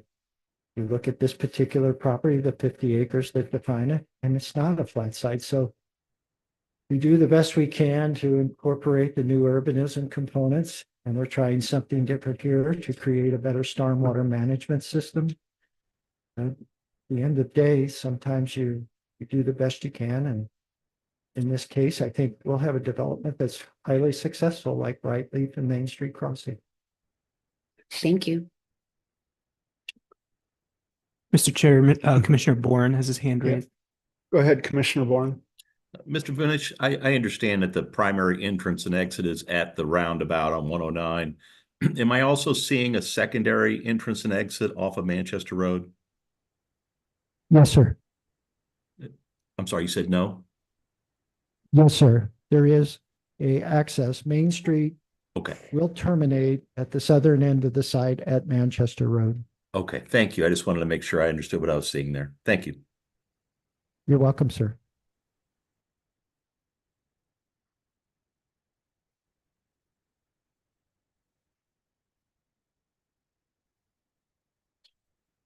Any other comments from those on Zoom?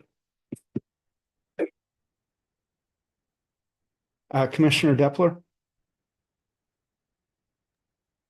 Yeah, I just had a question for this particular zoning. Is there a minimum lot size that is associated with that zoning? Yes, ma'am. There's minimum widths associated with the different types of lots, particularly those that will front onto Main Street. And then there is an associated minimum lot area. And if you give me a second, I can hopefully recite those to you.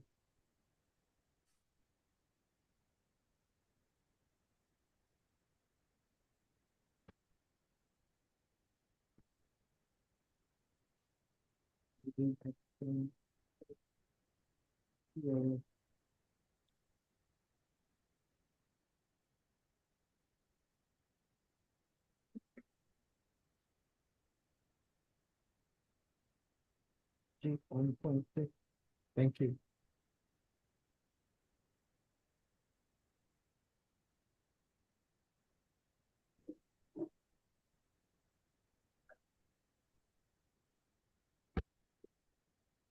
I guess the bottom line to my question, do all of the lots in this proposed site development plan comply with those minimum sizes?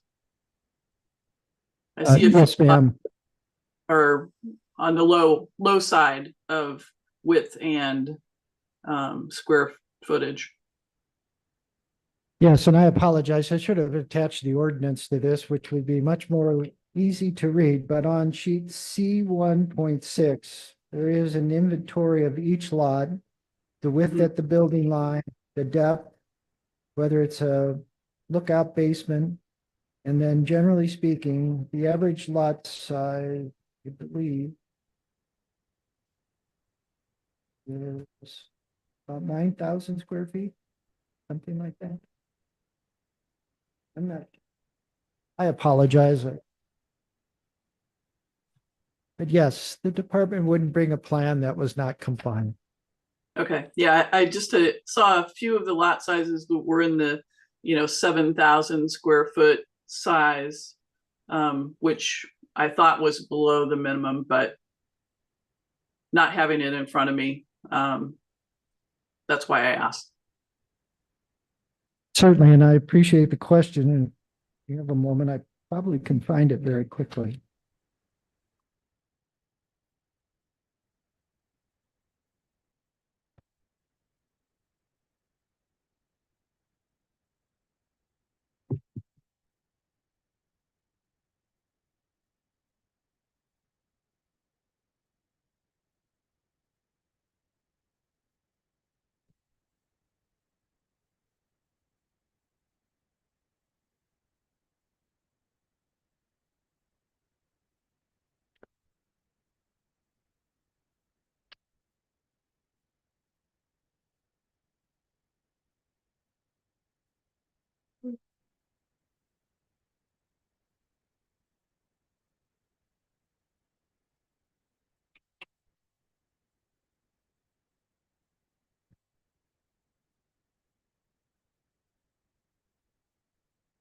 Do appreciate that.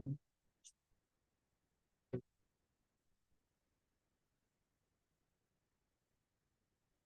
you'll bear with us a second, we can find that, find the exact answer to your question.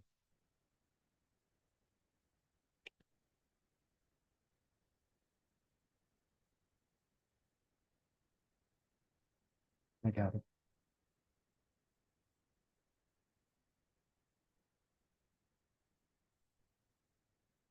So again, my apologies for the delay. So it says basically in the ordinance, each detached dwelling unit shall be constructed within this planned residential subdivision. Yeah, thank you. Basically saying that no lot shall have the average distance of no less than 65 feet in width at the front building line with a corresponding depth of 145 feet. So if we were to do the math on that,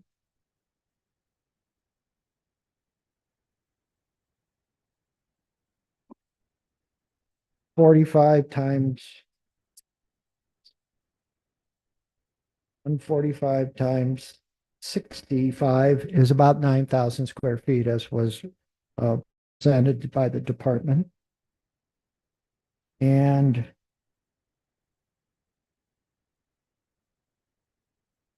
so generally speaking, the smallest lot should be no less than 9,000 square feet in size. Thank you. Thank you. Looking at the lot sizes though, I see a couple that are in the 7,000 square foot. Is there some justification for having a few smaller lot sizes? Well, again, the ordinance, it says average distance. So again, I may have overstated 9,000 square feet. So again, the average has to be 65 feet with an average depth of 145. So there is some flexibility. You've identified that. My apologies. Okay, so it hinges on the average size of the lots. Yes, and that was something that was negotiated, I believe, with our city council. Okay, thank you. You're welcome. Thank you. Any further discussion or motion? Commissioner Clayton? Just a few questions. I'm interested in the depth of the tree lawn.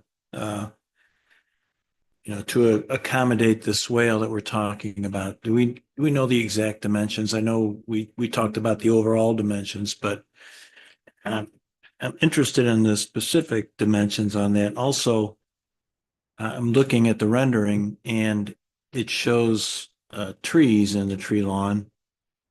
And from a practical perspective, I'm questioning whether that's actually going to be workable, or would that tree over time grow up and become a dam in the drainage system? We have a 10-foot easement, but the swale itself only needs to be 12 inches deep. So at 3-to-1, we're taking up 6 of that 10 feet with the actual swale. So you could have flat spots, you could have a tree growing there, we've got street lights, all that could be within that 10 feet and still have enough conveyance for the stormwater in that swale. So the swale doesn't start 5 feet over there, 5 feet over here, it starts 3 feet from the center.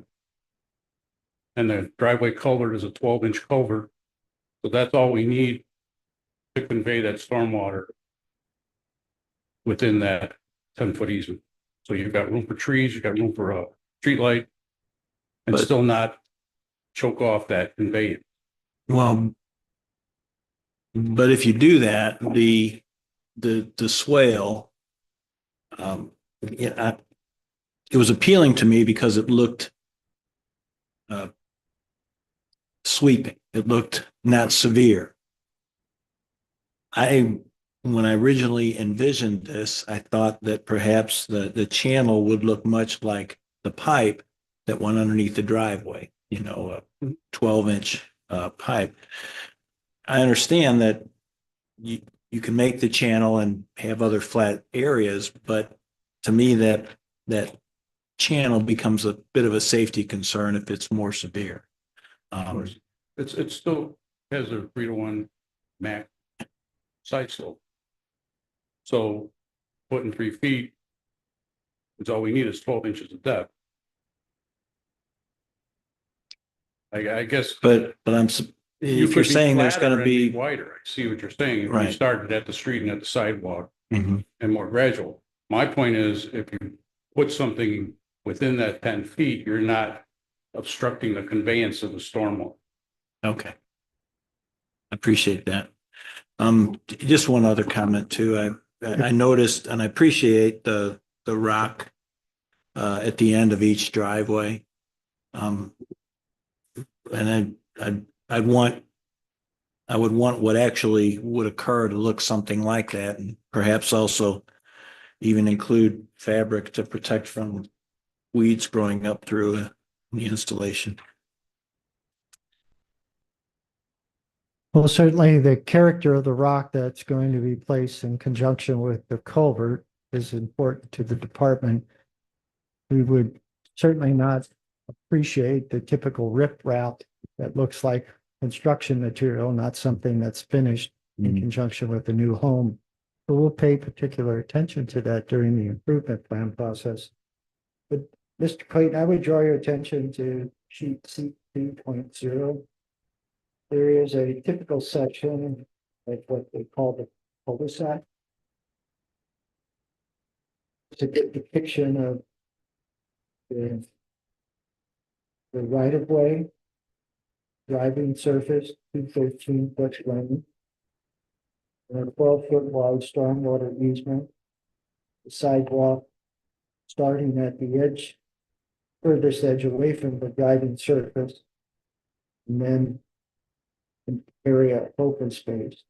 Intent would be to use that, for all intents and purposes, 22 feet for stormwater, sidewalk, and trees. And so typically we deal with a lesser amount of space for tree lawn areas that we just talked in our work session. So I believe we have an ample amount. Okay. Thank you. You're welcome, sir.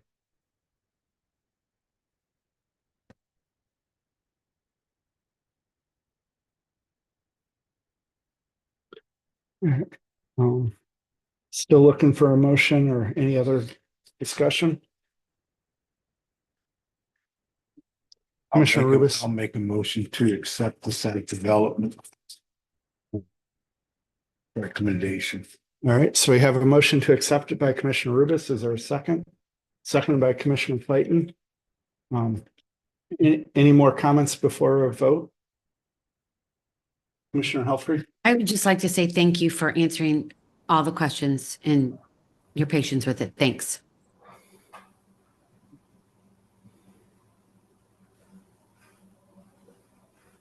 Seeing no raised hands on Zoom, roll call vote.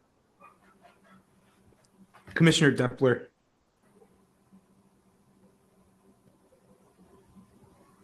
No. Commissioner Jackson, No. Commissioner Boren, Yes. Commissioner Helfrey, Yes. Commissioner Clayton, Yes. Commissioner Rubis, Yes. Chair Beatty, No. Councilmember Brost. Yes.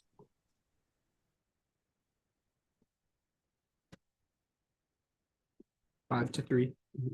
5-3, you said, all right, motion. Mr. Young, recommendation on site plan, require 6. Yes, sir. So I would ask the 3 that voted no, if the plan is compliant with the ordinance approved by city council, what would need to change?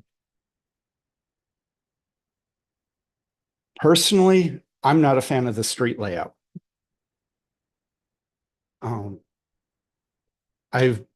I don't like all the, it's only having the 1 through street and all the cul-de-sacs. Too suburban and not enough town center.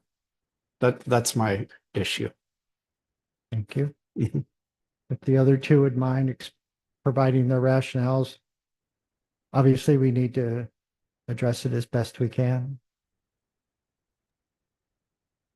So I would say I also, agree with the chair's opinion, and I still feel like it's more dense than, was the guidance of what the town center was supposed to be. And I'm just concerned with this, along with the other proposals in the near vicinity, that the density is just, with all the other proposals that are out there, are getting a little over the top. Thank you. Density was the big one for me, right? When you're going by an average where you have leeway, et cetera. The street layout, I don't disagree with the chair on that one, but it was the density. I think it's just a little too dense, and I think it sets a precedent, but that's just my opinion on it. Thank you. I appreciate the responses. And I will say, for me, it's getting too open. It's town center. It should be more dense. But I appreciate the comments on the topography.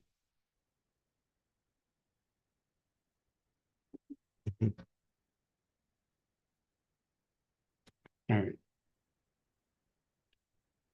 So,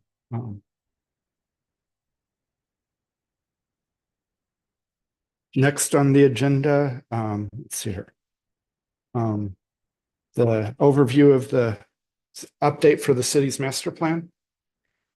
An overview of the adopted update process for the city's master plan as required by Missouri State statute and the city's charter on its mandatory 10-year timeframe, which includes the participation of all 8 of the Citizen Planning and Zoning Commission members as part of a special committee to guide us to its development and recommended adoption, all wards. All right, thank you, Mr. Newberry. Mr. Vunich. Mr. Chair and members of the Planning and Zoning Commission, if you've not been keeping track, we're fast approaching the 10-year anniversary of our last update of the master plan. Under city charter and state statute, the master plan has to be updated in 10-year increments. That process will begin in January 2025. As part of the discussion on the update of the master plan for this 10-year increment, the city council agreed to replicate the process that was used in 2016, which included each of the 8 citizen members being part of the group that will basically be the sounding board and provide recommendations relative to any changes, amendments, deletions, etc. So tonight, the department is advising you 8 citizen members of your new responsibility relative to the update of our master plan. Again, the intent is to begin the process in January of 2025. There'll be a series of meetings from January to September relative to each of the elements. There are 6 in the master plan and the conceptual land use categories map. And thereafter, once a draft is prepared based upon the input of the 23 members that form the group, then a draft will be prepared and public input sessions will be held. And ultimately, the intent is to have a document that can be considered for action to the Planning and Zoning Commission by December of 2025, and then the City Council in January of 2026. Therefore, concluding it in February 2026 would be exactly 10 years after the last update. So if there are any questions relative to your role, which has always been kind of a leadership one relative to the 23 members that form that group, or if there are any questions relative to state statute and other items, Mr. Young, Mr. Newberry, Ms. Ripito, and I are available to answer them. Thank you. Thank you, Mr. Vinich. That was my introduction to this side of the city government. 10 years I ago. hope you have good memories. Mostly, yes. There was some stuff that was promised that got killed. Unfortunately, but Life is a lot of give and take on finding. yeah. Does anyone have any questions about that? All right, seeing none, move on to the planning and zoning's consideration of the 5-year capital improvement plan. Mr. Newberry? Planning and Zoning Commission preliminary consideration of the city's 5-year capital improvement plan as required by Chapter 89 of the Missouri Revised Statutes, which states this administrative body must review and act on this planning program so as to ensure consistency with the city's master plan, all wards. Thank you, Mr. Newberry. Mr. Vinich? Thank you again, Mr. Chair. Mr. Chair and members of the Planning and Zoning Commission, typically department presents a final report to the Planning and Zoning Commission in December for the upcoming fiscal year, in this case, 2025. This year, due to the scheduling that has been managed by our mayor, city council, and city administrator, we have an extra couple of weeks. So the department thought it'd be a good opportunity to present the capital improvements plan for a 5-year increment, 2025 to 2029, with a little bit more time to talk about the projects if you should choose, or at least have it in advance of the final report being prepared for the December meeting. So tonight, the department is presenting the 5-year plan, which is still in draft form. City Council has yet to act upon it. And then just wanted to highlight a few things relative to the 5-year plan. This year, there are many, I should say, the upcoming fiscal year, 2025, there are many projects that have been in planning and design and then final engineering for a number of months, if not years. Many of those will come to fruition in 2025. As you know, Village Green Phase 1 has kicked off and construction is well underway. There will be a design and engineering process for what is now called Phase 2 of Village Green, an all-inclusive playground. We received news from the Municipal Park Grant Commission this past week that the city's application for $575,000 of grant money was approved for our all-inclusive playground. The hard court play areas in Town Center part of the mixed-use development proposed by Greenberg Development are to be installed unless changed by city council as part of budgetary considerations. The Old State shared use path, there will be completion of the easement acquisition as well as right-of-way, and then construction is planned in 2025. Manchester Road, Taylor Road resurfacing and traffic signal upgrades should begin potentially this year, December, and continue through the first part of fiscal year 2025. Again, what you'll see is resurfacing and improvements to the signalization at Route 100, which is dearly needed. You've seen pedestrians trying to cross from the villages at Brightleaf to town center, sometimes get caught in the middle. So hopefully we'll address that and make it better and safer. Main Street extension, the design and engineering will continue. Hopefully with the final designed and engineered plans, city will have a better understanding of cost as well as the necessary easements needed on each side of existing Crestview Drive. And ultimately, the information will proceed forward with the best approach. Watershed erosion, we're talking about 3 major efforts this year.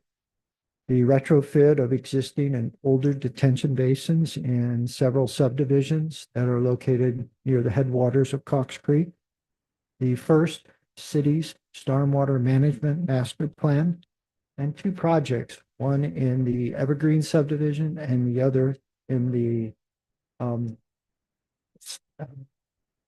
got the name of Wild Horse subdivision. Green Pines Connector Trail. This is a proposal to basically connect the villages at Brightleaf Trail system to Green Pines Park through the existing right-of-way of former Congrover Loop Road.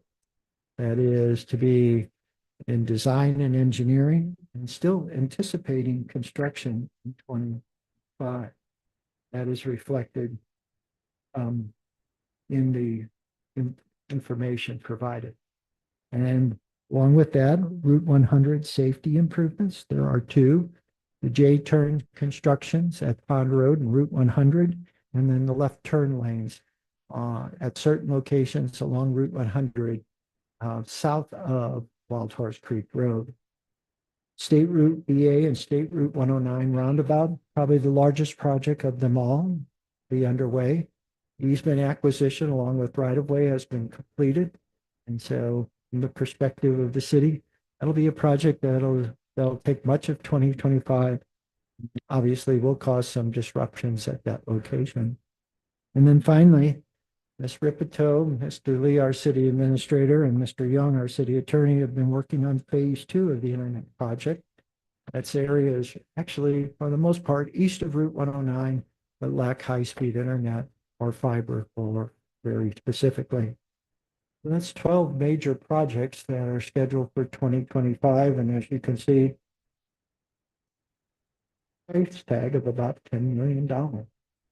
Thereafter, there are other road and bridge projects, and these don't even take into account the general maintenance of our subdivision streets, concrete streets, replacement of sidewalks, our asphalt resurfacing program, and ongoing park and trail maintenance.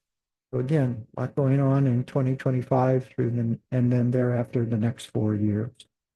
With that, I'll open it up to any questions or comments, and certainly appreciate your attention. Thank you, Mr. Vunich. Commissioner Rubis, the left turn lanes and that is on 100. Is that all strictly city funded? No MoDOT share? Both projects are shared projects with the Missouri Department of Transportation. And in fact, for the most part, our share is less than theirs. All right, Commissioner Belfry. I just with one of these things work. I had a couple things. Route 100 and 109 sound mitigation pilot program. What is that? Because over the course of the past couple of years, the Planning and Parks Committee of City Council has been looking at issues relating to noise and complaints about noise along the segment of Route 100, for the most part, from Taylor Road west to its intersection at Route 109, and then from Route 109 north to Pond Grover Parkway. With the development of the villages at Brightleaf, and then the existing subdivisions of Evergreen, Sandalwood Creek, and Hickory Manor, we're just getting more and more complaints about the road noise, particularly with the roundabouts. The city engaged a sound consultant. Sound consultant recommended some steps. They're expensive steps, so we're doing a pilot program in the area that was identified as exceeding the requirements relative to the Environmental Protection Agency. We want to see if we can make something work before we expand on it, try to address other locations. What is that? Can I just ask? It is the several houses that are part of the Evergreen subdivision that back onto Route 100 between Forest Leaf Parkway and Taylor Road Extension. It's a small strip, but those houses, the sound in that area exceeds the standards. But I mean, what's the pilot program? Is it plants? Is it walls? I was just curious. That's what we're going to figure out. Oh, you as we have, go got it. along. Okay, We sorry. haven't- Yeah, walls are the most expensive, berms and landscaping are a little less expensive, but we're also constricted by amount of space, so we have to see what works. Got it. Okay, thanks. The next question I have is, what is Before you ROW? leave that, I want to follow Okay, up. go ahead. Is that area at Forest Leaf noisier than, say, the houses in Canterbury that are right along 100? According to the analysis done by Dr. Thunder, our sound consultant, yes. Okay. Sorry, it's a great name. It- Sorry. It works for his profession. Okay, I don't know what ROW, I know it spells row, but for Right-of-way. example, right of way, Strucker Road, sidewalk segment, right of way construction. Where is that? If you're familiar with Strucker Forest, the property that was Oh, intended for okay. the subdivision, there is Strucker Farm subdivision and then sidewalks in the city of Ellisville. There's a gap. Got it. And the intent is to try to fill that gap either on the north or south side of Strucker Road. Okay, let's see here. Hold on. Route. Okay. So you said you were doing Route 109 and BA, the roundabout construction in 2025, but the conceptual study, what is the conceptual study for that? I mean, have we already done the conceptual study if we're doing the construction? It's the bottom of the first I page. think that's like the segment between the roundabout and Lafayette High School. That's correct. Yeah. Go around, a BA down, okay. So From Clayton Road to BA. The thing they Route want to 109 Mhm. at the intersection of Clayton Road by Mhm. Lafayette High School to the new roundabout on the southern tip of Route BA and Route 109. There will be a conceptual study to see if we can improve traffic conditions there as well. As you know, there's a traffic signal at Clayton Road and Route 109 Mhm. that creates backups, obviously. And then that portion of Route 109 between Clayton Road and south and the southern tip of Route BA and Route 109 has a high number of accidents. And so the thought is to see if we can do something to improve safety there. Okay, my last question is, I see the Etherton Road, we've got the final design, the right of way and the construction, and it starts in 2020. Is there any way that they can move that up a little bit? I mean, gosh, they've been talking about Etherton Road for so long. Just seems like it's not going to get really done until 2027. Yes, and the reason being is there's numerous steps. First and foremost, obtaining the necessary right of way to do the ultimate road. But before we know what right of way we need, we have to have a designed and engineered plan.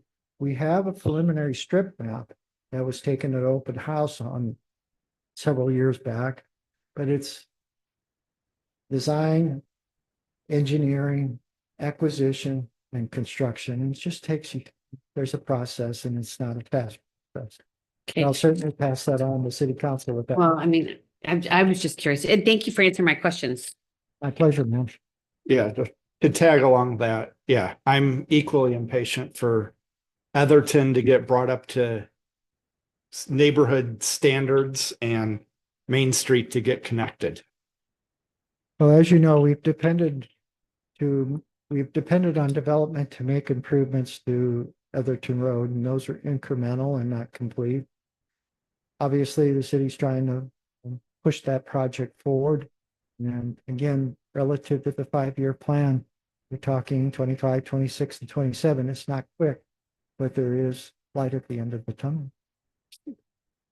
And so let's, oh, I saw, oh, one thing. Yeah. All right. So the 109 sidewalk to extend it all the way to Manchester from Viola Gill, that's probably going to happen. I apologize. I did not, without the screen being broadcast behind you all, I did not know that Mr. Brown was on tonight's Zoom. I would defer those questions on many of the public work projects to him. So Rick, if you don't mind, correct me where I was wrong, and then if you could answer Mr. Beatty's current question. Thank you. Joe, you did a fine job. Don't know that I have much to add. We do have a small project. We have identified the need to fill that gap on 109, the sidewalk that you referenced. So that is on the program. We have a plan that has been created by HR Green. We need them to finish that off and get an easement from Metro West Fire and finish up some utility coordination. But we do have that project underway. All right. Thank you. About time. Another important all right. one. Commissioner Rubis and then Commissioner Bourne, I'll come to you. The Etherton Road project, if a developer comes in with a plan that has frontage on Etherton Road, will they be required?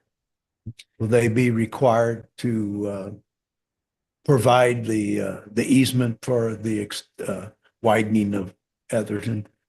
When development is proposed along Etherton Road, we actually require the dedication of land area to right-of-way.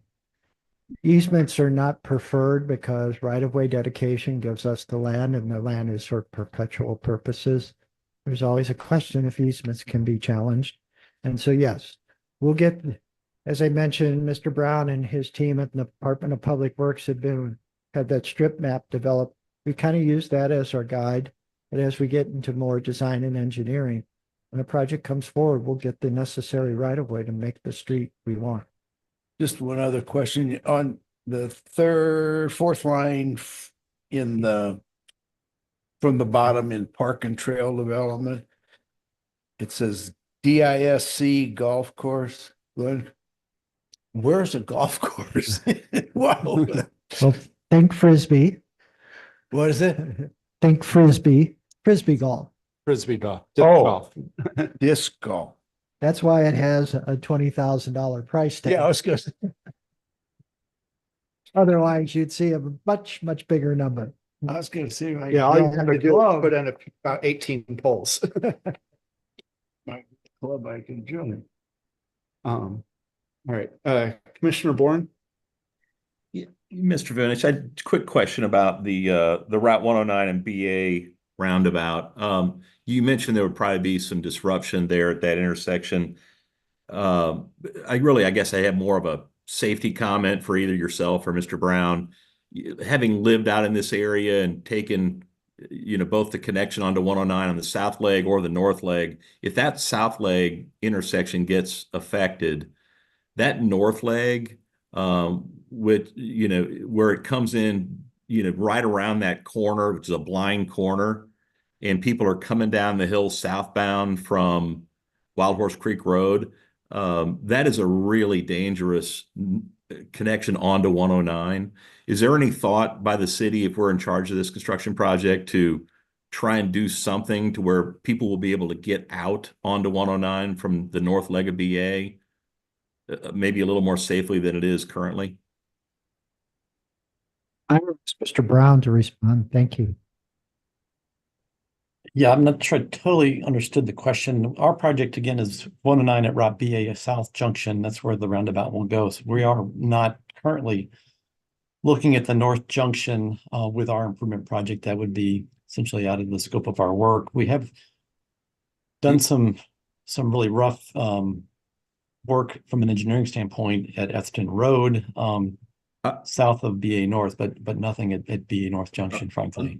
I'm not necessarily asking for something to be done, but that if you drive from the intersection of 109 and Wild Horse southbound on 109, you come down a fairly steep hill and there's a turn right there.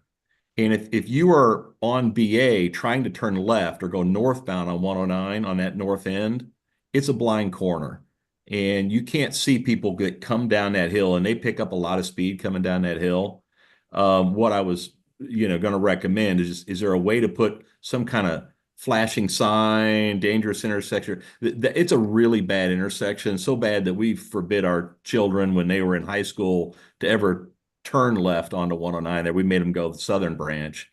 It's just, if we're going to push a lot more people up to that north end because the southern end is going to be under construction, it's a dangerous intersection. I just wanted to make somebody aware of just how dangerous it is.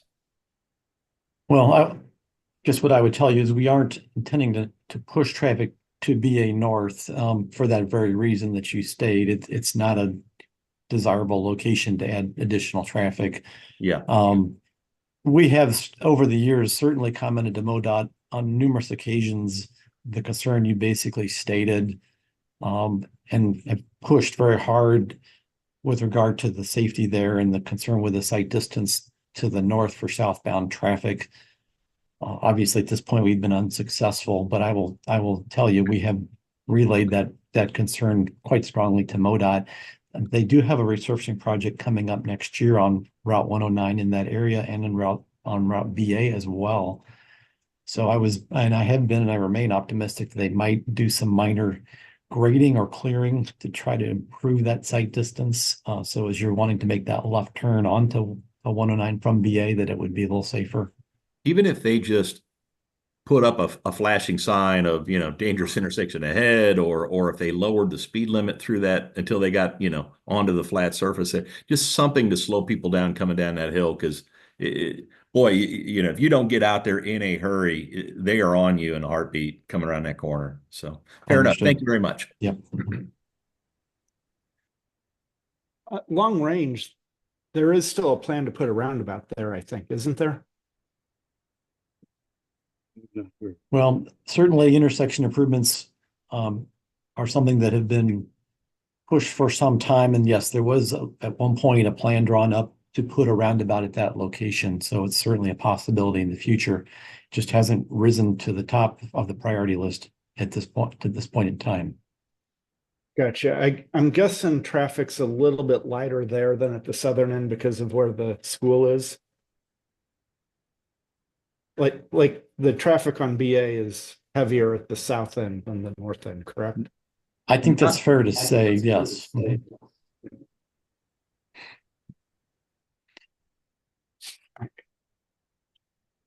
Any other questions about the capital improvement plan? Mr. Chair, again, the formal report that's required under state statute will be prepared for the December meeting. Thanks for your questions, and hopefully between Mr. Brown, Crypto, Mr. Newberry, and I, we've addressed them. So thank you. All right, thank you, Mr. Vinich.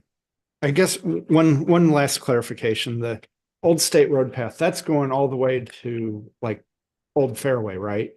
Or from Ridge, or is it just a small? The path already is in Old Fairway. Well, but along Old State. Well, it'd be Nantucket. Mr. Brown, they had a question about the extent of the Old State Road shared use path and where it starts and where it ends. Correct. So it actually starts at Old State Place. There is a sidewalk that was constructed north of Old State Place some years ago, thanks to Mr. Vunich in large part. So that'll be where we begin at Old State Place along the same side, and then it'll terminate essentially at Old Fairway. There is some area that there's actually sidewalk in place that will be upgraded because what we are proposing is a full shared use path. All right, glad to hear that. Thank you. Yeah. All right, and so no motion on that. Okay. Mr. Chair, Mr. Lee, the city administrator, has come on video. I don't know if he wanted to speak. Mr. Lee? No, nothing to add. Just was here for any questions and add any input, but Mr. Brown took care of it. Thank you. Thank you. And let's see. So that is everything, but just for our clarification, since the Site development plan didn't get 6 votes. What happens next there?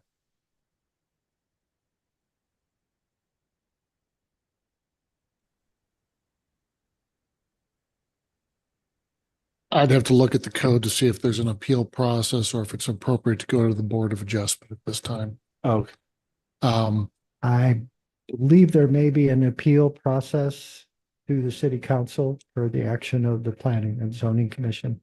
Mr. Young and I will take a look at it and send out an email and let you know so you can have an answer to your question. all right, thank you. All right, and with that, if no one has anything else, motion to adjourn. Commissioner Slayton, motion, and second by, all right, second by Commissioner Rubis. Any discussion? All those in favor say aye. Aye. Any opposed? Any abstain? All right, thank you, everyone. Have a good night.